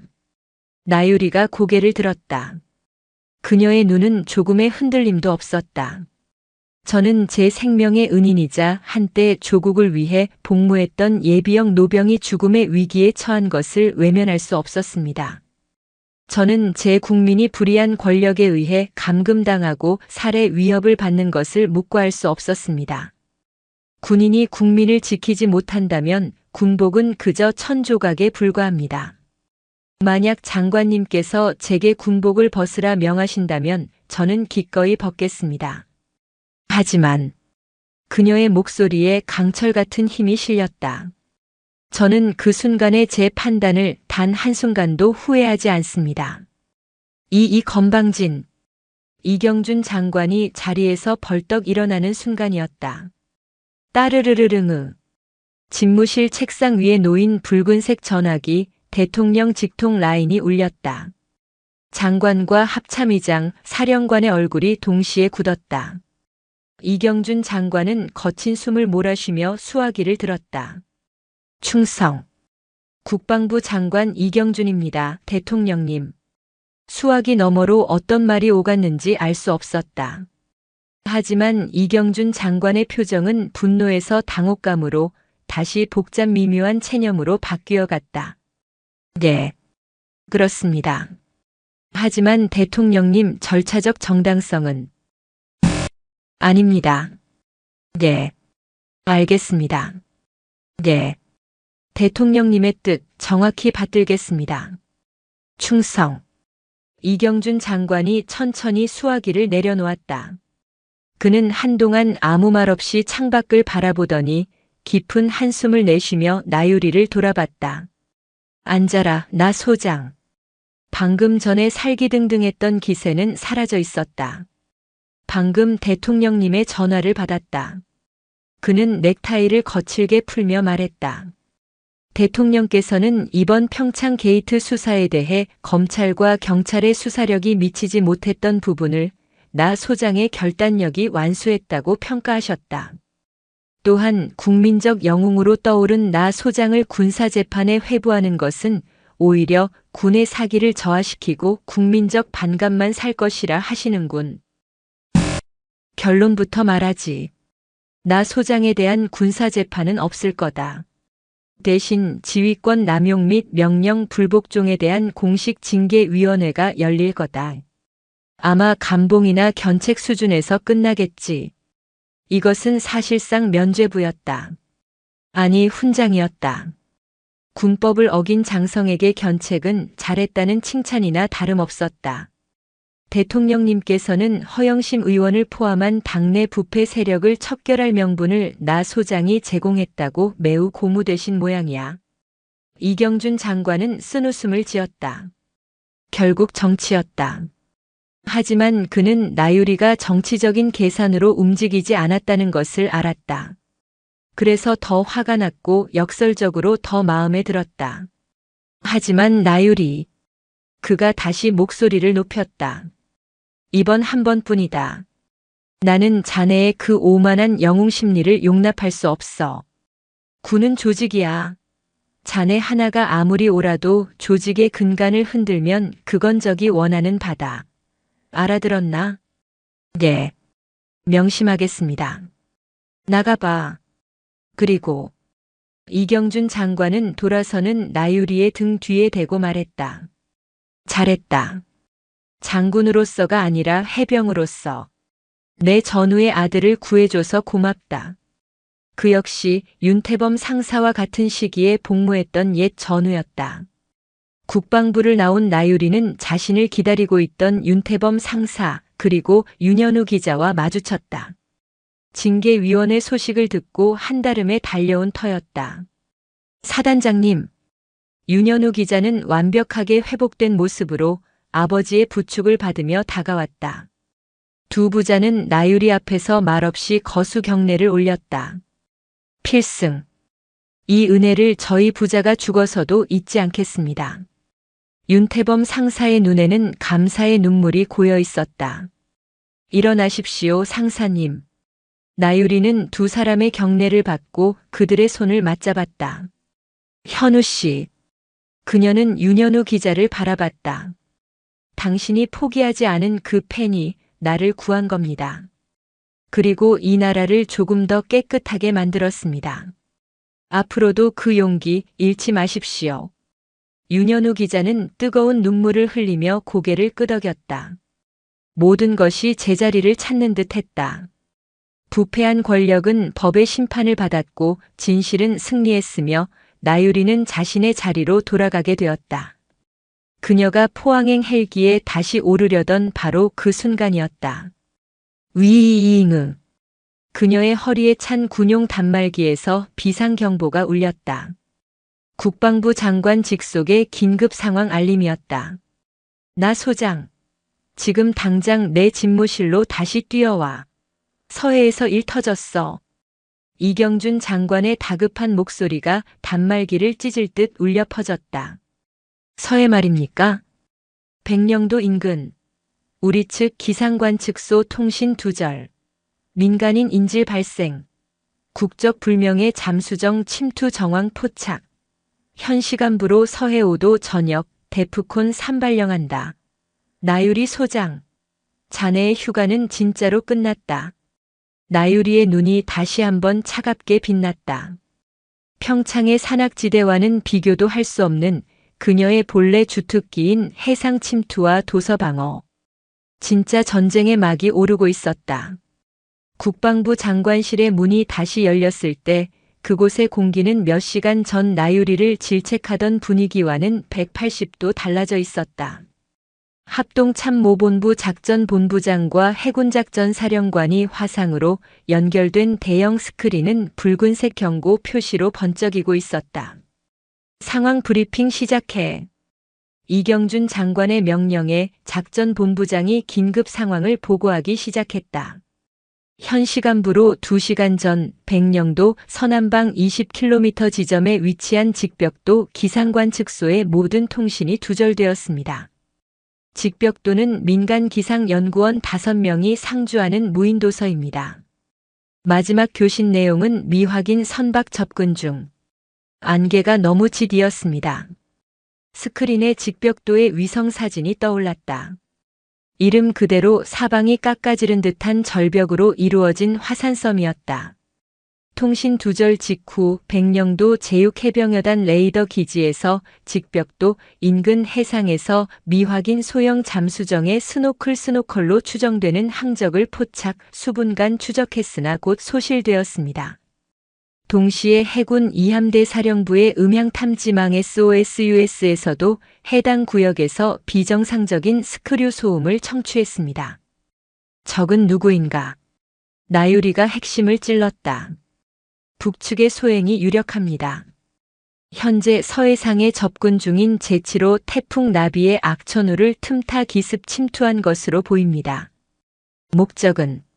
작전본부장이 다음 화면을 띄웠다. 이것 때문인 것으로 추정됩니다. 직벽도 기상관측소는 단순한 기상관측 시설이 아닙니다. 해군과 국방과학연구소 ADD가 극비리에 개발 중인 차세대 통합 음향 탐지 시스템 ASDS의 핵심 센서부가 시범 운용 중이었습니다. 뭐라고? 그걸 민간 시설에 시범 운용했다고. 이경준 장관이 경악했다. 기상 관측 데이터와 해저 음향 데이터를 융합하는 차세대 기술이라 부득이하게. 변명은 나중에 듣겠다. 그래서 그 시스템의 핵심 기술이 탈취당할 위기에 처했다. 이 말인가? 그렇습니다, 장관님. 만약 이 기술이 적의 손에 넘어간다면 서해 전역의 우리 잠수함 작전 능력은 무력화되고 적의 잠수정 침투를 사전에 탐지하는 것은 불가능해집니다. 국가 안보의 근간이 흔들리는 최악의 시나리오였다. 인질은? 기상연구원 5명의 생사는? 현재로서는 확인 불가능합니다. 적의 수중 침투 조유 DTSOF가 이미 관측소를 장악하고 연구원들을 인질로 잡고 있을 가능성이 큽니다. 그들은 지금쯤 핵심 부품을 해체하고 있을 겁니다. 이경준 장관은 주먹을 꽉 쥐었다. 그는 나유리를 돌아봤다. 나 소장. 예, 장관님. 자네 며칠 전에 내 명령을 씹고 독단적으로 작전했지. 그렇습니다. 지금부터 내가 자네에게 그때 자네가 했던 것과 똑같은 월권을 명령한다. 이경준 장관은 스크린 속의 합참의장과 해군작전 사령관을 노려보듯 말했다. 백령도 유교단이나 해군 특수전전단 UDTSEAL이 대응하는 것이 정석이겠지. 하지만 이 작전은 실패해서는 안 돼. 조금의 오차도 없어야 해. 나는 지금 이 자리에서 가장 미친년에게 이 임무를 맡기겠다. 그것은 질책이 아닌 최고의 신뢰였다. 나유리 소장을 서해 합동특수임무부대 지휘관으로 임명한다. 작전명은 여명의 강철 스틸 돈이다. 해군 2함대 이지스 구축함 서해 유성용함을 기함으로 하고 해군 UDTSEAL 1개 팀, 해병대 1사단 수색대대 및 헌병특임대 1개 팀을 배속시킨다. 자네가 가진 모든 권한을 사용해. 필요한 게 뭔가? 공중 강습 자산이 필요합니다. 태풍의 눈을 뚫고 저공 침투가 가능한 해병대 마리논 MUH-1 특수작전 헬기 편대와 해군 해상작전 헬기 링크스 지원을 요청합니다. 승인한다. 또한 현장 지휘를 위해 저를 즉시 서해 유성용함으로 이동시켜 주십시오. 이미 준비시켰다. 용산 헬기장에 블랙호크 대기 중이다. 당장 움직여. 단 10분 만에 대한민국의 가장 위험한 작전이 수립되었다. 나유리는 경례를 붙이고 뛰쳐나갔다. 징계고 뭐고 없었다. 그녀는 다시 전사워리어로 돌아왔다. 몇 시간 후 태풍 나비가 몰아치는 서해 한가운데 집채만 한 파도가 이지스 구축함 서해 유성용함의 갑판을 때리고 있었다.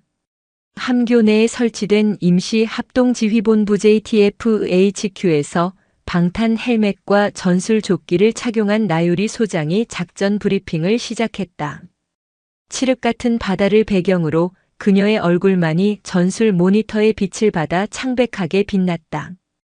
그녀의 앞에는 방금 도착한 해병대 1사단 수색대대장 박진석 중령과 헌병특임대장 차민혁 상사 그리고 해군 UDTSEAL 팀장 김정수 대위가 굳은 표정으로 서 있었다.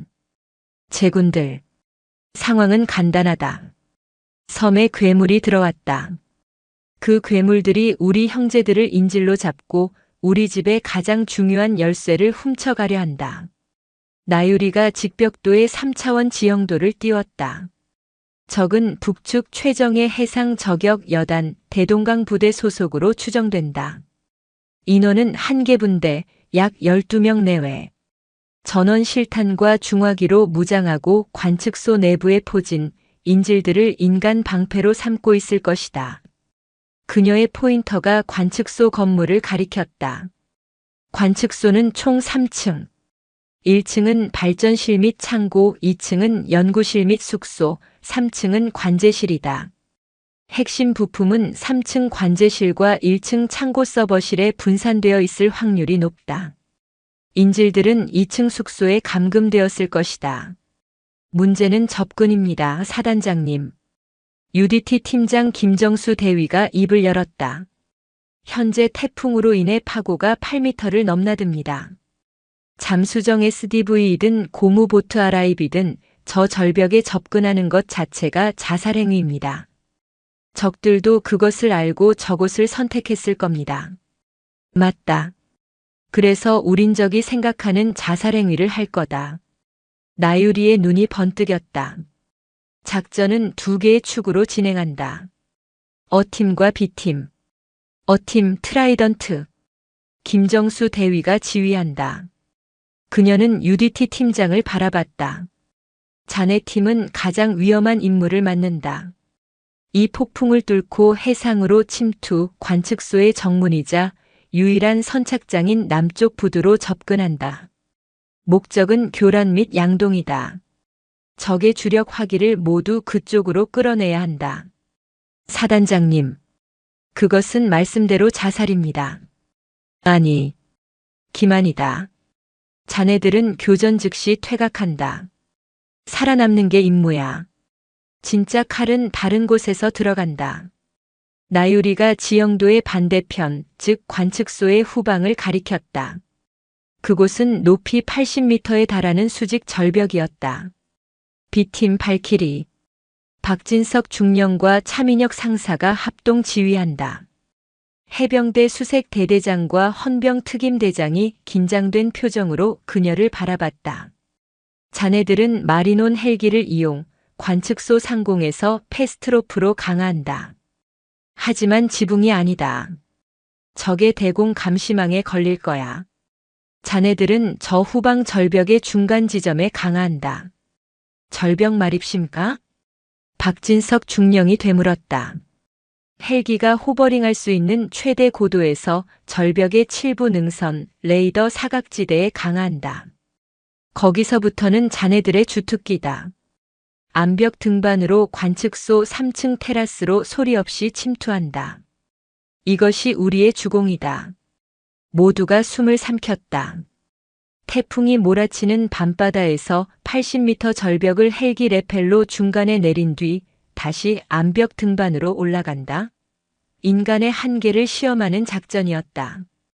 A팀이 남쪽에서 적의 시선을 끄는 정확히 그 시간에 B팀은 3층에서 인질이 감금된 2층으로 동시에 진입 섬광탄과 CQC 근접 전투로 적을 제압한다.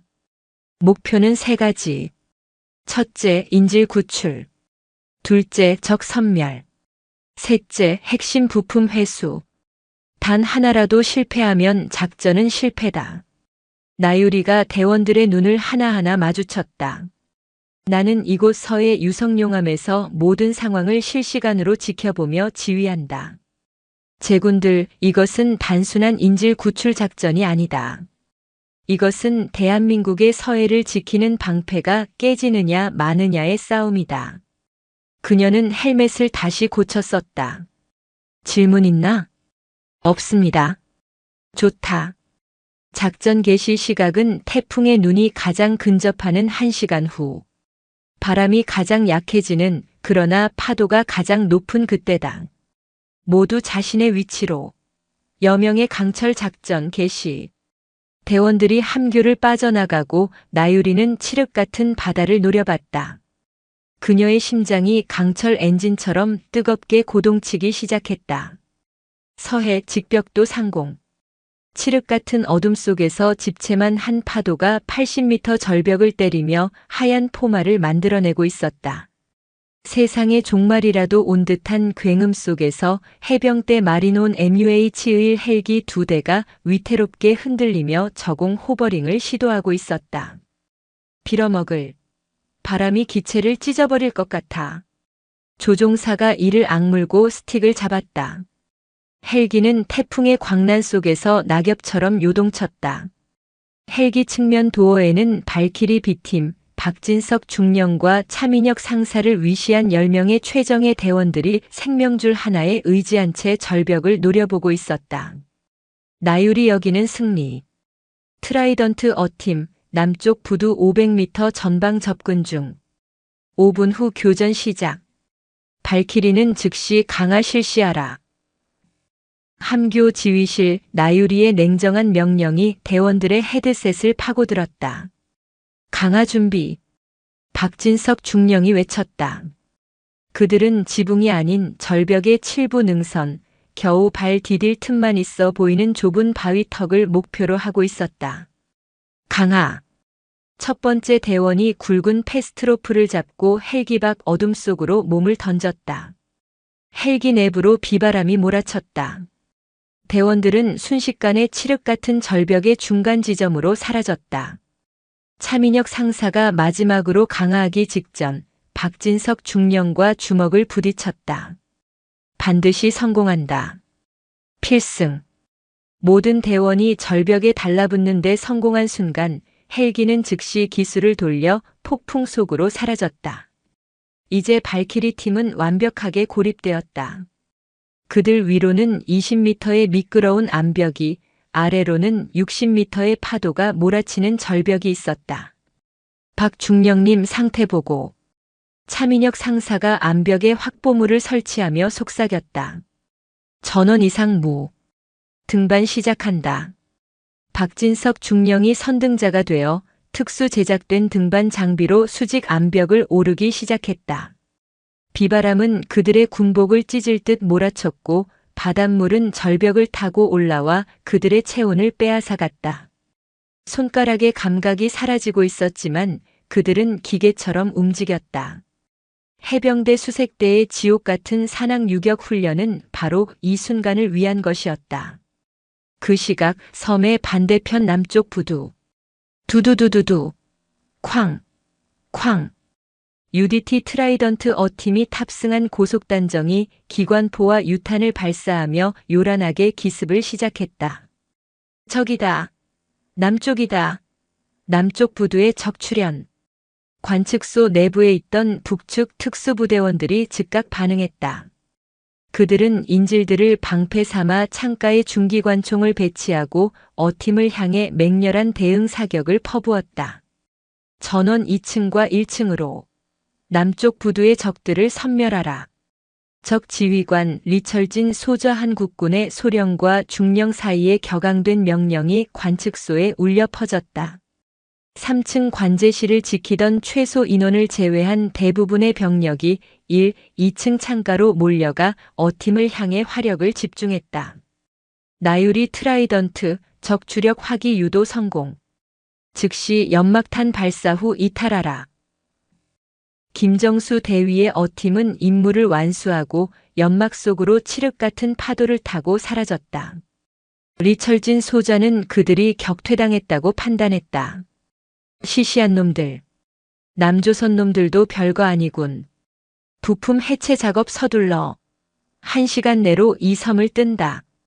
그들은 자신들의 머리 위 3층 테라스에 죽음의 그림자가 들이우고 있다는 사실을 까맣게 모르고 있었다. 침투 완료. 박진석 중령과 차민혁 상사가 마지막 대원을 3층 테라스로 끌어올렸다. 그들은 단 한 명의 낙오자도 없이 20m의 수직 절벽을 10분 만에 주파했다. 나유리 발키리 침투 성공 확인. 적 주력은 1, 2층에 분산. 3층 관제실에는 지휘조 2명, 2층 숙소인질 감시조 1명으로 추정. 지금부터 강철의 이름으로 적을 심판하라. 작전 개시. 차민혁 상사가 SDT 대원들을 이끌고 3층 관제실 유리문을 향해 특수 폭약을 설치했다. 박진석 중령의 수색대 팀은 2층으로 통하는 외부 계단을 확보했다. 쾅으. 관제실의 강화 유리가 폭음과 함께 산산조각 났다. 섬광탄이 어둠을 갈랐다. 눈. 관제실을 지키던 북측 대원 2명이 눈을 부여잡고 비명을 지르는 순간 소음기를 부착한 K-워너 기관단총이 불을 뿜었다. 관제실 확보. 차민혁 상사가 외쳤다. 동시에 박진석 중령의 팀이 2층 숙소문을 걷어찼다. 손들어. 인질들을 지키던 감시병 하나가 놀라 총을 들었지만 이미 그의 이마에는 수색대원의 레이저 표적이 박혀 있었다. 탕. 인질 전원 무사. 연구원 5명 확보했습니다. 단 30초 만에 3층과 2층이 동시에 제압되었다. 뭐야? 3층에서 1층에서 뒤늦게 상황을 파악한 리철진 소자와 잔여 병력들이 계단을 향해 몰려왔다. 제기랄. 속았다. 전원 3층으로 돌격. 하지만 이미 늦었다. 계단 위쪽에서는 박진석 중령의 수색대가 완벽한 방어 진영을 갖추고 그들을 기다리고 있었다. 적 다수 계단으로 접근 중. 던져. 수색대원들이 계단 아래로 섬광탄과 수류탄을 동시에 던졌다. 쾅, 쾅, 쾅. 지옥 같은 폭발음과 함께 1층은 아비규환이 되었다. 제압 사격. 박진석 중령의 명령에 따라 계단 위에서 쏟아지는 총탄은 아래쪽의 적들에게 정확한 세례를 퍼부었다. 나유리 리철진 소자. 들리나? 나유리가 관측소 전체 방송 시스템을 해킹해 그녀의 목소리를 내보냈다. 1층에서 부하들의 시체 더미 속에 고립된 리철진은 경악했다. 나유리 나는 대한민국 해병대 제1사단장 나유리 소장이다. 너희는 완벽하게 포위됐다. 3층과 2층은 우리 발키리 팀이 장악했고 너희가 도망칠 남쪽 부두는 우리 트라이던트 팀이 다시 봉쇄했다. 그리고 이 섬 바깥에는 서해 유성용함의 이지스 시스템이 너희의 잠수정을 조준하고 있다. 리철진은 절망했다. 이 완벽한 기습은 상상조차 하지 못했다. 나유리 항복하라. 그것이 내가 살 수 있는 유일한 길이다. 닥쳐라, 남조선 계집 장군. 리철진은 마지막 발악을 했다. 그는 품속에서 무언가를 꺼내 들었다. 이것이 터지면 너희도 이 섬도 끝장이다. 그것은 자폭용 폭탄이었다. 하지만 그의 눈은 어딘가 다른 곳을 향하고 있었다. 사단장님, 이상합니다. 3층 관제실을 확보한 차민혁 상사가 다급하게 외쳤다. 핵심 부품이 ASDS의 메인 코어 프로세서가 사라졌습니다. 서버실에도 없습니다. 나유리의 심장이 차갑게 가라앉았다. 리철진, 내 놈의 진짜 목적이 뭐지? 리철진은 광기 어린 미소를 지었다. 작전은 이미 성공했다, 나유리. 내 동료 하나가 이미 핵심 부품을 가지고 이 섬을 빠져나갔다. 나는 그저 너희를 붙잡아두는 미끼였을 뿐. 그의 말이 끝나기 무섭게 서해 유성용암의 레이더에 새로운 표적이 잡혔다. 사단장님, 직벽도 북쪽 일시 방향 파도 속에서 소형 스텔스 보트 신호 포착. 고속으로 이탈 중입니다. 리철진의 자폭 위협은 진짜 핵심 요원을 빼돌리기 위한 마지막 시간 벌기용 양동작전이었던 것이다. 나유리박 중령. 리철진 당장 생포해. 절대 죽여선 안 돼. 차 상사 인질 데리고 헬기장으로. 그녀는 즉시 해군작전 사령관에게 통신을 연결했다. 여기는 승리. 적 핵심 요원, 핵심 부품 탈취 후 도주 중. 서해 유성용암 적 보트 격침 승인 요청. 해작사 불가. 핵심 부품이 파괴될 수 있다. 반드시 납포해야 한다. 젠장. 나유리는 이를 악물었다. 이 태풍 속에서 저 작은 보트를 어떻게 납포한단 말인가. 그때 함교 문이 열리며 UDT 팀장 김정수 대위가 비에 젖은 채 뛰어들어왔다. 그의 어팀은 이탈하지 않고 함의 반대편에 대기 중이었던 것이다. 사단장님, 저희가 가겠습니다. 링스링크스 헬기에 저희 팀을 태워주십시오. 저놈들 바다에서는 저희 밥입니다. 나유리는 도주하는 붉은 점과 김대위의 불타는 눈을 번갈아 봤다. 좋다. 여명의 강철 2단계 추격 작전을 승인한다. 김대위, 반드시 그 부품을 되찾아와라. 서해 유성용암의 함교는 이제 태풍의 눈이 아니라 폭풍 그 자체의 심장이었다. 함선은 거대한 산맥 같은 파도 사이를 아슬아슬하게 가르며 나아갔고 전투 지휘 본부 CIC의 모니터들은 빗줄기와 전파 교란으로 인해 지직거렸다. 그 혼돈의 중심에서 나유리 소장은 마치 폭풍의 눈동자처럼 고요하고 차갑게 전장을 응시하고 있었다. 링스링크스 헬기 현 시간부로 2함. 트라이던트 어팀 출격. 한미 갑판에서 해군의 최정예 해상작전 헬기 링스가 미친 듯이 울부짖는 프로펠러 소리와 함께 칠흑 같은 어둠 속으로 솟구쳐 올랐다. 칠흑 같은 바다 위로 떠오른 그것은 거대한 강철 잠자리라기보다는 폭풍에 맞서는 가여운 종이배처럼 보였다. 헬기 내부에는 김정수 대위를 필두로 한 UDTSEAL 어팀 4명이 자신들의 몸을 기체에 단단히 고정한 채 목표물을 향한 감각을 곤두세우고 있었다. 나유리 여기는 승리. 이지스 레이더 적 스텔스 보트 재포착. 방위 영의 사무영. 거리 10km. 파고 9m의 파도 너울을 타고 고속 기동 중. 링스는 고도 30m 유지, 적의 후방에서 접근한다. 승리 링스 수신. 고도 30 유지. 접근한다. 링스 헬기의 조종사는 야간 투시경 너머로 펼쳐지는 녹색의 지옥도를 바라보며 이를 악물었다. 아래는 거대한 괴물의 아가리처럼 시시각각 변하는 바다였고 정면에서는 시속 100km가 넘는 비바람이 기체를 찢어밟힐 듯 몰아쳤다. 김대위, 5분 내로 접근한다. 하지만 이 날씨에 저 요동치는 보트 위로 패스트로프를 내리는 건 신의 영역이야. 조종사의 목소리가 긴장으로 갈라졌다. 김정수 대위는 자신의 K-원어 기관단총의 약실을 확인하며 대답했다. 그 신의 영역, 오늘 우리가 접수합니다. 조종사님은 우리를 저놈들 머리 위에 30초만 멈춰주시면 됩니다. 나머지는 UDT가 합니다. 그들의 목표물인 북측의 스텔스 침투정은 레이더 탐지를 피하기 위해 설계된 물건이었다.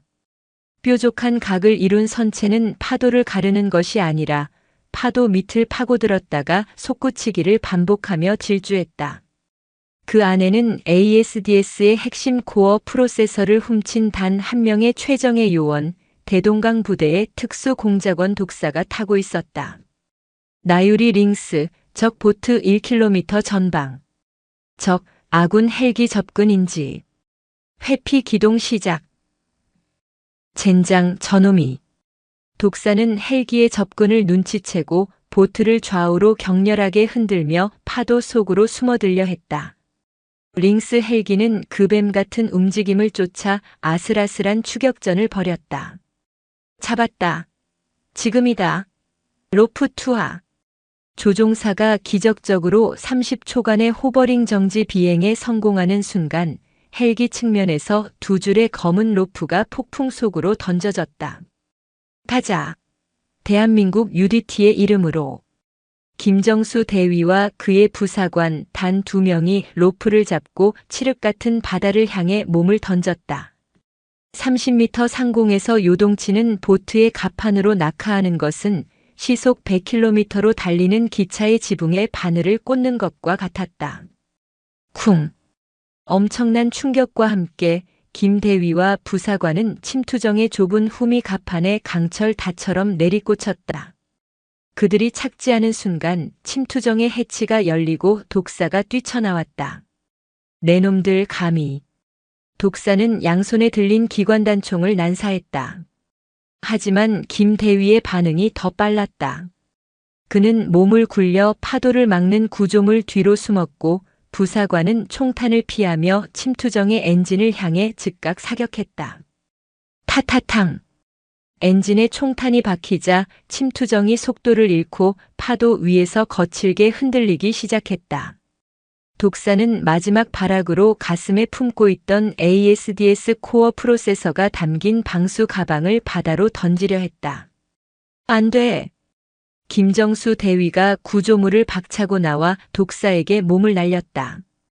두 사람은 좁은 갑판 위에서 뒤엉켰다. 폭풍우 속 군화와 주먹이 오가는 원시적인 격투가 벌어졌다. 독사는 필사적으로 가방을 놓지 않으려 했고 김 대위는 그의 팔을 꺾으려 했다.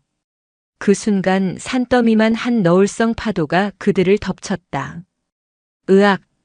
침투정이 거의 90도 가까이 기울어지며 두 사람을 바다로 쓸어버릴 듯 했다.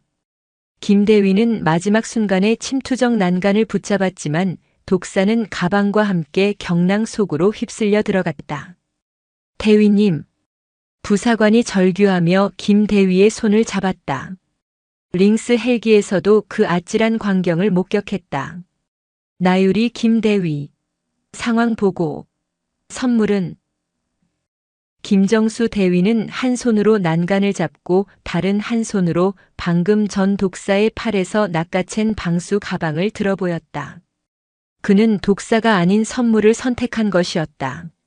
승리 여기는 트라이던트 쿨럭. 바닷물을 토해내며 그가 외쳤다. 선물 확보 완료. 망할 놈의 독사 새끼는 용왕님 만나러 갔습니다. 회수 요청합니다. 나유리 잘했다. 트라이던트. 잘했다. 링스는 즉시 대원과 선물을 회수하여 서해 유성용암으로 귀함하라. 나유리는 떨리는 주먹을 꽉 쥐었다. 지옥 같은 밤이 끝나고 동쪽 하늘에서 희미하게 여명이 밝아오고 있었다. 작전명 여명의 강철은 그렇게 대한민국의 완벽한 승리로 막을 내리고 있었다. 몇 시간 후 태풍이 물러간 서해 유성용암의 임시 구금시설. 생포된 북측 지휘관 리철진 소자는 망연자실한 표정으로 쇠창살 안쪽에 앉아 있었다. 그는 자신의 미끼 역할은 성공했으리라 믿고 있었다.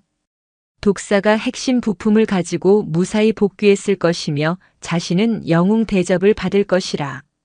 그때 구금 시설의 철문이 열리고 나유리 소장이 들어섰다. 흙먼지와 바닷물에 젖었던 전투복은 온데간데 없고 그녀는 각 잡힌 해병대 전투복 차림이었다. 그녀의 얼굴은 동안 미모라는 세간의 평이 무색하게 수천 년 묵은 빙하처럼 차가웠다. 그녀는 말없이 리철진의 눈앞에 있는 탁자 위로 묵직한 방수 가방을 던졌다. 툭. 리철진의 눈이 그 가방을 확인한 순간 그의 마지막 자존심과 오만이 모래성처럼 무너져 내렸다.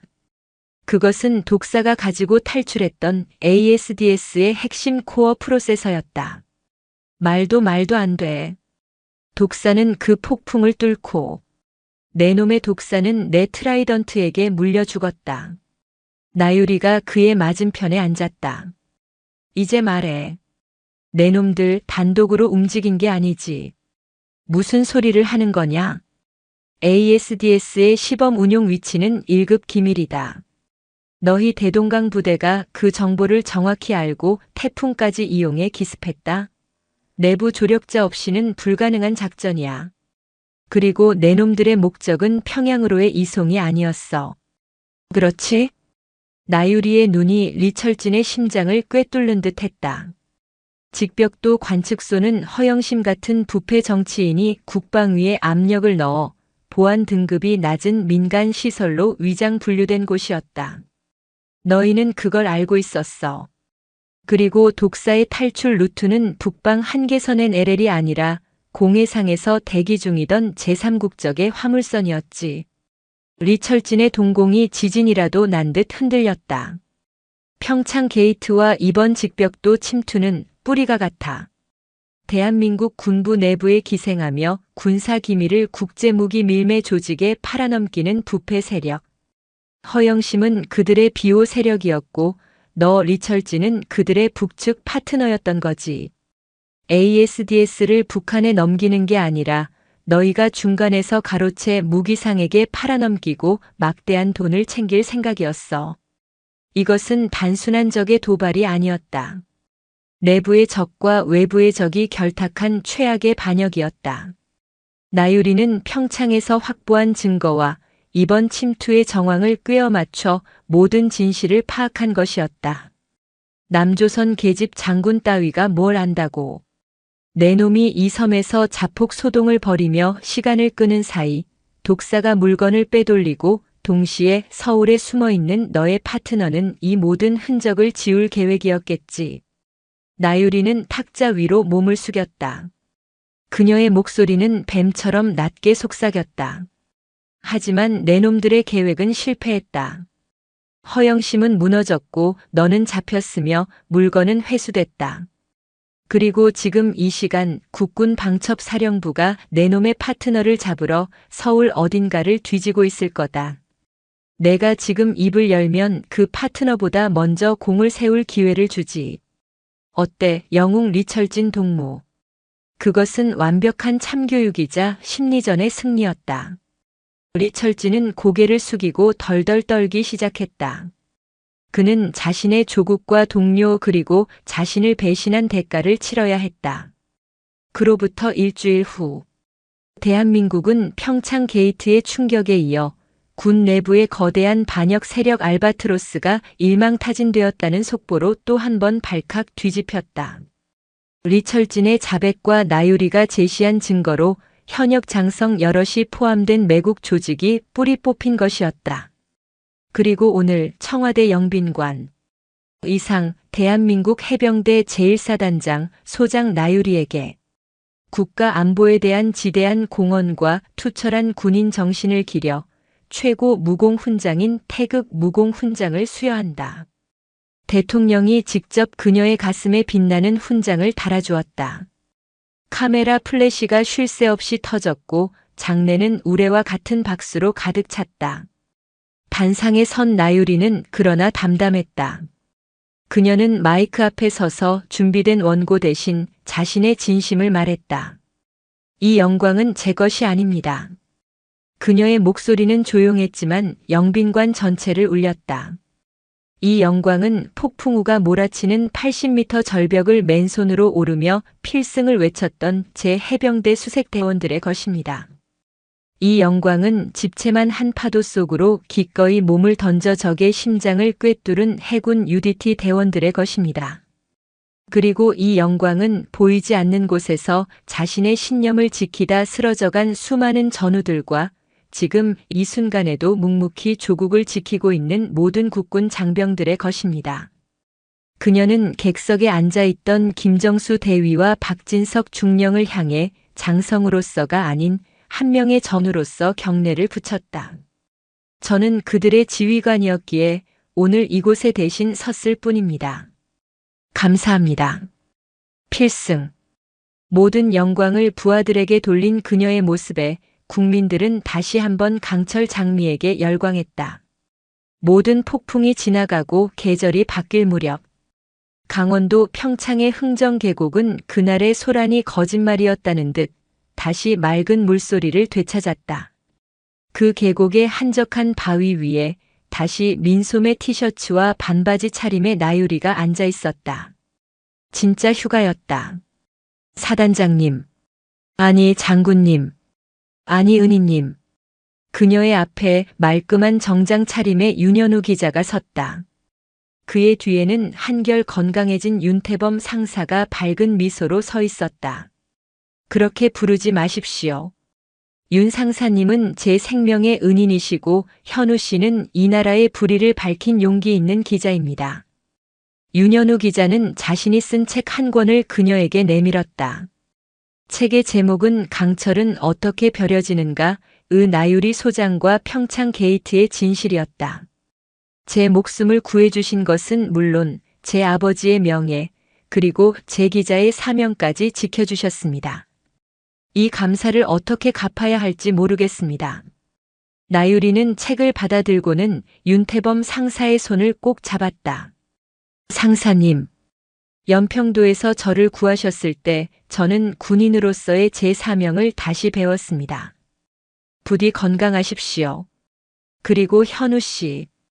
그녀는 다시 젊은 기자를 바라봤다. 앞으로도 용기를 잃지 마십시오. 당신의 펜이 총보다 강한 힘을 가질 때가 분명히 있습니다.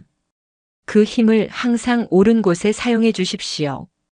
두 부자는 그녀를 향해 깊이 고개를 숙였다.